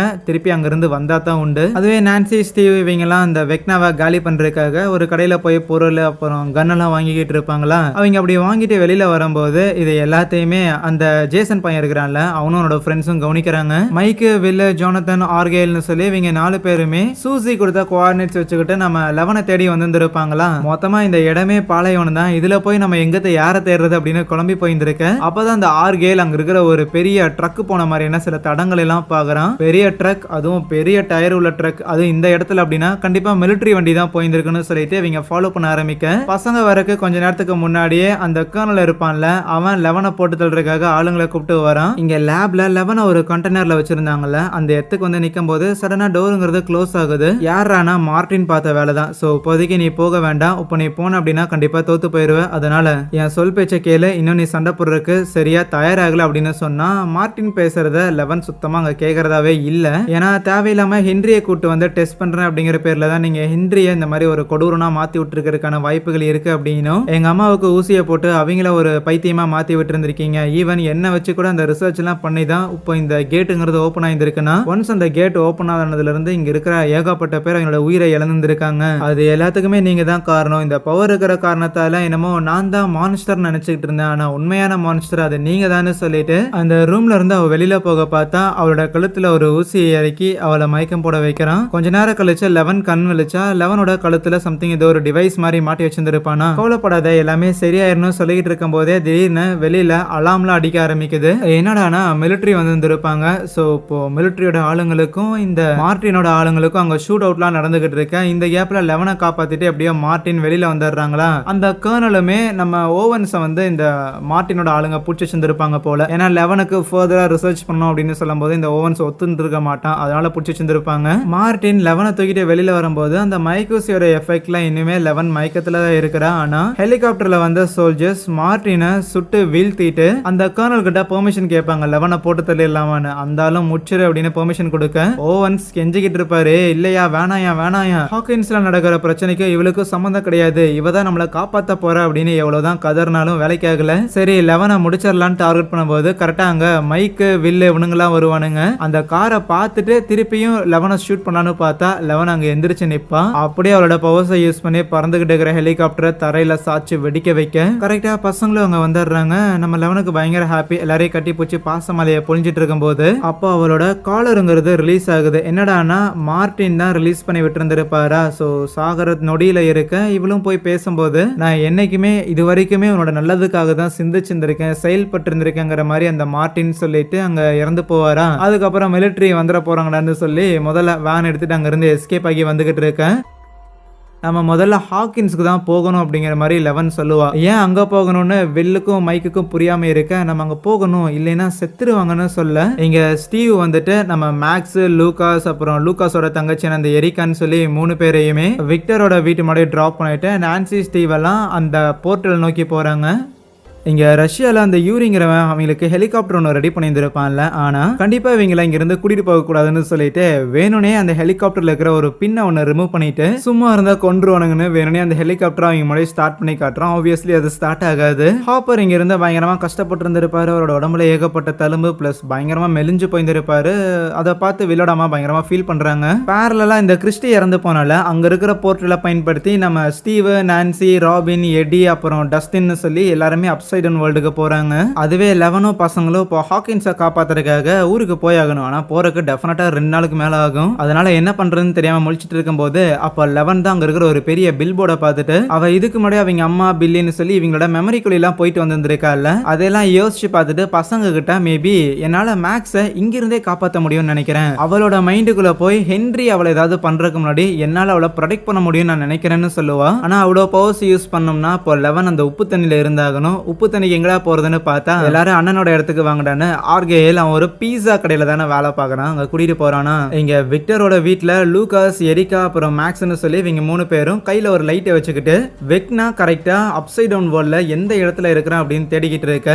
எரிகா தான் வெக்னா இருக்கிற ஸ்பாட்டை வந்து கண்டுபிடிக்கிறா. கண்டுபிடிச்சிட்டு யாருமே வந்து பேசிக்கல, ராதர் எழுதி எழுதி கம்யூனிகேட் பண்றாங்க. ஏன்னா ரியல் வேர்ல்ட்ல இருந்து இவங்க என்ன பேசினாலுமே அப்சைட் டவுன் வேர்ல்ட்ல இருக்கிறவங்களுக்கு கேட்கும். ஸோ வெக்னாக்கு நம்ம இருக்கிறது தெரியக்கூடாதுன்னு சொல்லி தான் இவங்க இப்படி பேசுறாங்க, கம்யூனிகேட் பண்ணிக்கிறாங்க எழுதி எழுதி. ஒன்ஸ் அந்த வெக்னா இங்க தான் இருக்கிறான்னு தெரிஞ்ச உடனே எரிகா வெளியில வந்துட்டு அங்க விக்டரோட வீட்டுக்கு ஆப்போசிட்ல ஒரு பிளே கிரவுண்ட் இருக்கும் போல அங்க மேல கொஞ்சம் உயரமா போய் நிக்கிறா சிக்னல் கொடுக்கறதுக்காக. அப்ப அந்த எரிகா புள்ளைய அங்க இருக்கிற யாரோ ஒருத்தங்க கவனிக்க ஈவன் விக்டரோட வீட்டுல லைட் எரிஞ்சிட்டு இருக்கிறதையுமே அந்த நபர் பாக்குறான். ஸோ விக்டரோட வீட்டுல பசங்க இருக்கிறாங்கிற மேட்டர் ஜேசனோட காதுக்கும் போகுது. இங்க ரஷ்யால இப்போதைக்கு நம்ம ஆளுங்க கிளம்புற மாதிரி தெரியல. ஏன்னா அந்த யூரிங்கிற வந்து ஹெலிகாப்டர் ஆன் பண்ண மாட்டேங்கிறானே. அது மட்டும் இல்லாம அந்த பிரிசன்ல பார்ட்டிகல்ஸ் மாதிரி மணல் மாதிரி புகை மாதிரி ஒன்னு பறந்துகிட்டு இருந்ததுல அதை பார்த்து இருந்திருப்பாங்கல்ல. அது இப்போ ஆக்டிவா இருக்குது, அது நகர்ந்துகிட்டு இருக்கு அப்படின்னா கண்டிப்பா கேட் ஓபன் ஆயிருக்குன்னு அர்த்தம். கேட் எங்க ஓபன் ஆகும்? ஹாக்கின்ஸ்ல. சோ இப்போ பசங்க ஆபத்துல இருக்கிறாங்கன்னு புரிய வருது. ஆனா ஹாக்கின்ஸ் போகாமலேயே பசங்களை காப்பாற்ற முடியும். அது எப்படின்னா அதான் இந்த பார்ட்டிகல்ஸ் இந்த ஷேடோஸ் எல்லாமே வந்து ஒண்ணுக்குள்ள ஒன்னா கனெக்ட் ஆகி தானே செஞ்சிருந்திருக்கும். சோ இப்போ இந்த பிரிசனுக்குள்ள அடைச்சு வச்சிருக்கிறத நம்ம டேமேஜ் பண்ணோம்னா ஹாக்கின்ஸ்ல இருக்கிற நம்ம பசங்களுக்கு கேட்டை க்ளோஸ் பண்றக்கோ இல்ல வேற என்ன பிரச்சனை இருக்கோ அதை சால்வ் பண்றதுக்கு கொஞ்சம் டைம் கிடைக்கும்னு சொல்லி திருப்பியும் ஜெயிலுக்குள்ள போகலான்னு இருக்கிறாங்க. ஆனா ஆண்டனோ இருக்கிறான்ல அவனை மட்டும் இதே இடத்துல விட்டுட்டு ஒன்ஸ் இந்த யூரி பையன் ஹெலிகாப்டர் ஆன் பண்ணதுக்கு அப்புறம் எங்களை காப்பாத்துறதுக்காக பிரிசனுக்கு வாங்க அப்படின்னு சொல்லிட்டு ஹாப்பர், வில்லோட அம்மா, ரிப்போர்ட்டர்னு சொல்லி 3 பேரும் அதே வேனை எடுத்துக்கிட்டு திருப்பி அந்த பிரிசனுக்கு வர வெளியில கார்ட்ஸ் எல்லாம் இருந்திருப்பானுங்களே அவனுங்களெல்லாம் காணோம். ஒரு மாதிரி சந்தேகமா இருக்கேன்னு யோசிச்சுட்டு இவங்க எந்த ஒரு டனல் வழியா வெளியில வந்தாங்களோ அதே டனல் வழியா திருப்பி பிரிசனுக்குள்ள போறாங்க, ஜெயிலுக்குள்ள போறாங்க. இங்க ஆண்டனோவுமே அந்த யூரிங்கிறவன் சும்மா ஆக்டிங் தான் போட்டுக்கிறான்னு புரிஞ்சுக்கிட்டு இங்க பாரு அமெரிக்கன்ஸுக்கு உதவி பண்ணக்கூடாதுங்கிற எண்ணம் இது உனக்கு இருந்துச்சுன்னு வையன். அந்த மான்ஸ்டர்ஸ்க்குலாம் அந்த எண்ணங்கள்லாம் கிடையாது. நீ அந்த மான்ஸ்டரை பார்த்துருந்தீங்கன்னா தெரிஞ்சிருக்கும். அவங்கள போட்டு தள்ளினதுக்கு அப்புறம் எந்த ஒரு பார்டரு எந்த ஒரு எல்லாம் தெரியாம கண்டிப்பா நம்ம நாட்டையே அழிக்கிறதுக்காக வரும். ஒரு கோலையா இல்லாம ஒரு வீரனா இருறான்னு சொல்லும் போது அவனுக்கு லைட்டா சுருனாயிருச்சு போல யூரிக்கு. ரியல் வேர்ல்ட்ல விக்டரோட வீட்டுல மேக்ஸும் லூகாஸும் இருக்கிறாங்க. அதுவே ஆப்போசிட்ல இருக்கிற பிளே கிரவுண்ட்ல தான் லூகாஸோட தங்கச்சியான அந்த எரிகா இருப்பாளா. இப்போ அந்த பிளே கிரவுண்ட்ல அப்சைட் டவுன் வேர்ல்ட்ல நான்சி, ஸ்டீவன், ராபின் இவங்க 3 பேர் மட்டும் அந்த பிளே கிரவுண்ட்ல வந்து நிக்கும் போது ரியல் வேர்ல்ட்ல இருக்கிற எரிகாவோட லைட் வந்து ஆன் அண்ட் ஆஃப் ஆகுதா. இப்படி லைட் ஆன் அண்ட் ஆஃப் ஆகுறத வந்து நம்ம லூகாஸும் மேக்ஸும் ஒரு சிக்னலா எடுத்துக்கிறாங்க. சோ அப்சைட் டவுன் வேர்ல்ட்ல நம்ம பசங்க எல்லாரும் அங்க போயிட்டாங்கிறத. இவனுங்க நிக்கிற இடத்துலயே தானே எரிகாவும் இருக்கிறா. சோ எரிகா ரியல் லைஃப்ல இருந்து எரிகா பேசுறது அப்சைட் டவுன் வேர்ல்ட்ல இருக்கிற இவங்க 3 பேருக்கும் கேக்குது. மேக்ஸுமே அவளோட வாக்மேன்லாம் கழட்டிட்டு வெக்னாவை கூப்பிடுறதுக்காக ட்ரை பண்றா. அதுவே லெவனுக்கும் அந்த தண்ணியெல்லாம் ரெடி பண்ணிட்டு அவளை அந்த பாத் டப்ல முக்கி நம்ம மேக்ஸோட மைண்டுக்குள்ள போக ட்ரை பண்றா. முதல்ல லெவனால மேக்ஸோட மைண்டுக்குள்ள போக முடியல. ராதர் அவங்க 2 பேரும் அங்க விக்டரோட வீட்டுல இருப்பாங்கல்ல அதை தான் அவ பாத்துக்கிட்டு இருப்பாள் அங்க என்ன நடக்குதுன்னு. ஸோ அதுக்கப்புறம் மேக்ஸ் எப்படியாவது வெக்னாவை கான்டாக்ட் பண்ணலாங்கிற மாதிரி அதே இடத்துல உட்காந்துக்கிட்டு அவளோட பழைய மெமரிஸ் அந்த கெட்ட மெமரிஸ் எல்லாத்தையும் ஆக்சஸ் பண்ணும்போது இவென்ச்சுவலி மேக்ஸோட மைண்டுக்குள்ள வெக்னா போயிடுறா. ஸோ அதே இடத்துல ஒரு மாதிரி டிரான்ஸ்லேட்ல உட்காந்து இருப்பாளா. இதை பார்த்தோன்னே லெவனும் ஓகே நானும் உன்னோட மைண்டுக்குள்ள வரேங்கிற மாதிரி மேக்ஸ் பக்கத்துல உட்காந்துக்கிட்டு அவளோட மைண்டுக்குள்ள போக ட்ரை பண்ண. ஒன்ஸ் மேக்ஸ் இப்படி டிரான்ஸ்லேட்டுக்கு போயிட்டாங்கிற விஷயத்த லைட் அடிக்கிறது மூலமா நம்ம லூகாஸ் பையன் எரிகாவுக்கு இன்ஃபார்ம் பண்ண. எரிக்காவும் இந்த விஷயத்த சத்தமா சொல்லும் போது அப்சைட் டவுன் வேர்ல்ட்ல இருக்கிற நான்சிக்கும் ஸ்டீவுக்கும் கேக்குது. அவங்க இந்த விஷயத்த டஸ்டினுக்கும் எடிக்கும் இன்ஃபார்ம் பண்றாங்க ரேடியோ மூலமா. ஏன்னு பார்த்தா அந்த வெக்னா கூட சண்டை போடும் போது ஏதாவது வவ்வால் இது வந்துட போதுன்ட்டு தான் ஒரு கரோக்கி செட்டை தூக்கி வச்சு வாசிக்க ஆரம்பிக்கிறான். இருக்கிற எல்லா வவ்வாலும் அவனை நோக்கி வருது. ஆனா ரெண்டு பேரையும் ஆல்மோஸ்ட் போட்டு தலை வரும்போது கரெக்டா அவங்க ரெண்டு பேரும் வேன்குள்ள போய் எப்படியோ தப்பிச்சிடறானுங்க. ஹாப்பர், வில்லோட அம்மா, ரிப்போர்ட்டர்னு 3 பேரும் சர்வசாதாரணமா திருப்பி ஜெயிலுக்குள்ள வந்துருவாங்களா. ஆனா வந்து பார்த்தா அங்க இருந்த டெமோகார்கன் எல்லாம் காணும். ஈவன் ஏகப்பட்ட சோல்ஜர்ஸ் ரத்த வெள்ளத்துல கிடக்குறாங்க. ஒரே ஒருத்த மட்டும் தான் உயிருக்கு போராடிட்டு இருப்பான். அவன்கிட்ட கேட்கும் போது தான் தெரிய வருது ஹாப்பரையும் ஆண்டனோவையும் கொலை பண்றதுக்கு ஒரு டெமோகார்கனை உழுத்து விட்டுருந்தானுங்களே, அந்த ஒரு டெமோகார்கன் தான் அதுக்கப்புறம் பிரிசனுக்குள்ள பூந்து எல்லாரையும் தாக்கியிருந்திருக்கும். இவென்ச்சுவலி மத்த கிளாஸ்ல வச்சிருந்த டெமோகார்கனும் வெளியில வந்திருக்கும். அது மட்டும் இல்லாம அந்த ஒரு பார்ட்டிகல்ஸ் மாதிரி ஷேடோ மான்ஸ்டரோட துகள்கள்லாம் இருந்துச்சுல, அதுவும் யாரோட உடம்புக்குள்ளேயே போயிருச்சுன்னு சொல்லிட்டு அது யாருன்னு சொல்றதுக்கு முன்னாடி இறந்து போயிடுறான். 11 மேக்ஸோட மெமரிஸ்குள்ள போயிருந்திருப்பால. பட் எந்த இடத்துல மேக்ஸ் இருக்கிறான்னு அவளுக்கு தெரியல. ஆனா அதுவே இவங்க சீசன் 2 எண்ட்ல டான்ஸ்லாம் பண்ணியிருந்திருப்பாங்கல்ல, ஸோ அந்த இடத்துக்கு அவ வந்திருப்பாளா. ஆனா அந்த இடமே அப்சைட் டவுன் வேர்ல்டா மாற ஆரம்பிக்குது. அந்த மெமரிக்குள்ள மேக்ஸ் புள்ள எங்க இருக்கிறாங்கிற விஷயத்த 11மே கண் கூட பாக்குறா. அங்க வானமெல்லாம் அப்படியே இடிய ஆரம்பிக்குது. ரியல் வேர்ல்ட்ல இருக்கிற லூகாஸுக்கு என்ன பண்றதுன்னு தெரியல. தன் தங்கச்சிக்கு வந்து அப்படியே லைட் அடிச்சு சிக்னல் காமிக்கலான்னு பார்த்தா ஆல்ரெடி ஜேசனோட ஒரு ஃப்ரெண்ட் அங்க வந்துட்டு நம்ம எரிக்காவை பிடிச்சி வச்சிருந்திருக்க. அப்புறம் என்ன ஜேசன் அங்க உள்ள வந்திருப்பான். இப்போ மேக்ஸ் சுயநினைவே இல்லாம உட்காந்துருக்கிறத பார்த்துட்டு உனக்கு ஒண்ணுமே புரியல. ஈவன் லூகாஸுக்கு எதிராக அவன் கண்ணை கூட நீட்ட ஆரம்பிச்சிருவான். ஏன்னா இவனுக்கு ஏதோ ஒரு சாத்தான் ரிச்சுவல்லாம் பண்ற மாதிரி இருக்குதுன்னு அவன் ரொம்ப ஸ்ட்ராங்காவே நம்ப ஆரம்பிச்சிட்டான். டஸ்டினும் எட்டியும் அந்த கேரவனுக்குள்ள ஒளிஞ்சிருப்பானுங்களே, பார்த்தா அந்த கேரவனுக்குள்ள ஓட்ட போட்டுக்கிட்டு அந்த வவ்வால்லாம் வர ஆரம்பிக்குது. ரியல் வேர்ல்டுக்கு எஸ்கேப் ஆகுறது தான் பெட்டர்னு சொல்லி டஸ்டின் முதல்ல ரியல் வேர்ல்டுக்கு போயிடுவான். எட்டியும் வரதா தான் இருக்கும். இருந்தாலும் பின்னாடியே அதுங்களும் ரியல் வேர்ல்டுக்கு வந்துச்சுன்னா என்ன பண்றதுன்ட்டு டஸ்டினை காப்பாத்துறதுக்காக அவன் அந்த வவால்கள் எல்லாத்தையுமே வெளியே வந்து திசை திருப்புறான். வெக்னாவை காலி பண்ணலான்னு ஸ்டீவ், நான்சி, ராபின் இவங்க 3 பேரும் பதுங்கி போய்கிட்டு இருப்பானுங்களா. ஆனா அங்க இருக்கிற வேர்கள் அசால்ட்டா 3 பேரையும் பிடிச்சி செவரோட செவரா வச்சு கழுத்து நெரிக்க ஆரம்பிக்க ரியல் வேர்ல்ட்ல லூகாஸ் இப்படியே விட்டா ஜேசன் மேக்ஸை எழுப்பிடுவான், பிரச்சனை ஆயிரும்ட்டு அவங்க கூட சண்டை போட ஆரம்பிக்க மேக்ஸோட மெமரியில வெக்னா மேக்ஸை ஆல்மோஸ்ட் போட்டு தரலான்னு போகும்போது கரெக்டா யாரோ வெக்னாவை தூக்கி எறியறாங்க. யாரான்னு பார்த்தா நம்ம லெவனா இருக்கும். வெக்னா என்கிற ஹென்ரிக்குமே லெவனை பார்க்கும்போது கொஞ்சம் சர்ப்ரைஸ் தான். டஸ்டின் எடியை தனியா விட்டுறக்கூடாதுன்னு சொல்லிட்டு திருப்பியும் எடியை காப்பாத்துறதுக்காக டஸ்டின் மறுபடியும் அப்சைட் டவுன் வேர்ல்டுக்கு வர இங்க 11 ஹென்ரி அடிச்சிருந்தாலுமே திருப்பியும் ஹென்ரி சண்டைக்காக வரும்போது நீ மறுபடியும் மேக்ஸ் மேல கை வச்சினா உன்னை ஏற்கனவே கொன்ன மாதிரி திருப்பி கொல்ல வேண்டியதா இருக்குன்னு சொல்லுவாளா. எப்படி ராஜா நீ என்ன கொலை பண்ண, ஆனா நான் இந்த உருவத்துல இருக்கிறதுக்கு ஆக்சுவலி உனக்கு தான் நன்றி சொல்லி ஆகணும்னு வச்சு நம்ம லெவனை போட்டு புழக ஆரம்பிக்கிறான். ஆனா சாகருக்கு முன்னாடி நீ ஒன்னு தெரிஞ்சுக்கணும்னு சொல்லிட்டு லெவனையும் அந்த மேக்ஸையும் கொண்டு வந்து அந்த ஹென்ரி அவன் ஒரு இடத்துல இருப்பான்ல, ஸோ அந்த இடத்துக்கு கொண்டு வந்து போடுறான். ஆனா இது எல்லாமே மைண்டுக்குள்ள நடந்துட்டு இருக்கு, இது எதுவுமே பிசிக்கல் கிடையாது. அப்ப லெவன் ஹென்ரியை பார்த்து மார்டின் இறந்து போயிட்டாரு அப்படின்னு சொல்லுவா. கடைசியா அவ மார்டின் கிட்ட பேசும்போது கூட சொல்லியிருந்தால நீங்க தான் ஒரு மான்ஸ்டர், நீங்க எங்களை கூப்பிட்டு வந்து ரிசர்ச் பண்ணிட்டு இருக்கிறீங்கிற மாதிரி. ஸோ அதே விஷயத்த தான் இங்கேயே சொல்றா. அவரு தான் ஒரு மான்ஸ்டரா இருந்திருக்காரு, நீ இப்படி பிஹேவ் பண்றதுக்கு அவரு தான் காரணம், அவர் உன்னை காயப்படுத்திருக்கலாம், அதனால தான் உன்னோட சிந்தனைகள்லாம் இந்த மாதிரி இருக்குது அப்படின்னு அவ கொஞ்சம் எமோஷனலா பேசுறதுக்காக முயற்சி பண்ணுவாளா. ஆனா ஹென்ரிக்கு இவ பேசுறது எதுவுமே அவ்வளவு சீரியஸாலாம் தெரியல. அவகிட்ட வந்துட்டு இங்க பாரு நான் அன்னைக்கு சொன்னதுதான் உண்மை, நீயும் நானும் ரொம்ப வித்தியாசமான ஆளுங்க. ஆனா மார்டின் ஒரு மான்ஸ்டர் நீ சொல்லியிருந்தீல, கிடையாது, மார்டின் ஒரு சாதாரண மனுஷன், அவ்வளவுதான். நம்ம 2 பேரையும் மான்ஸ்டர் ஆகிறதுக்காகலாம் ஒன்றும் அந்த ஆள் உதவி பண்ணல. இன்னும் சொல்ல போனா நம்ம 2 பேரையும் புரிஞ்சுக்கிறதுக்காக அவன் முயற்சி பண்ணான், நம்மளோட பவர்ஸை கண்ட்ரோல் பண்றதுக்காக அவன் ட்ரை பண்ணான்.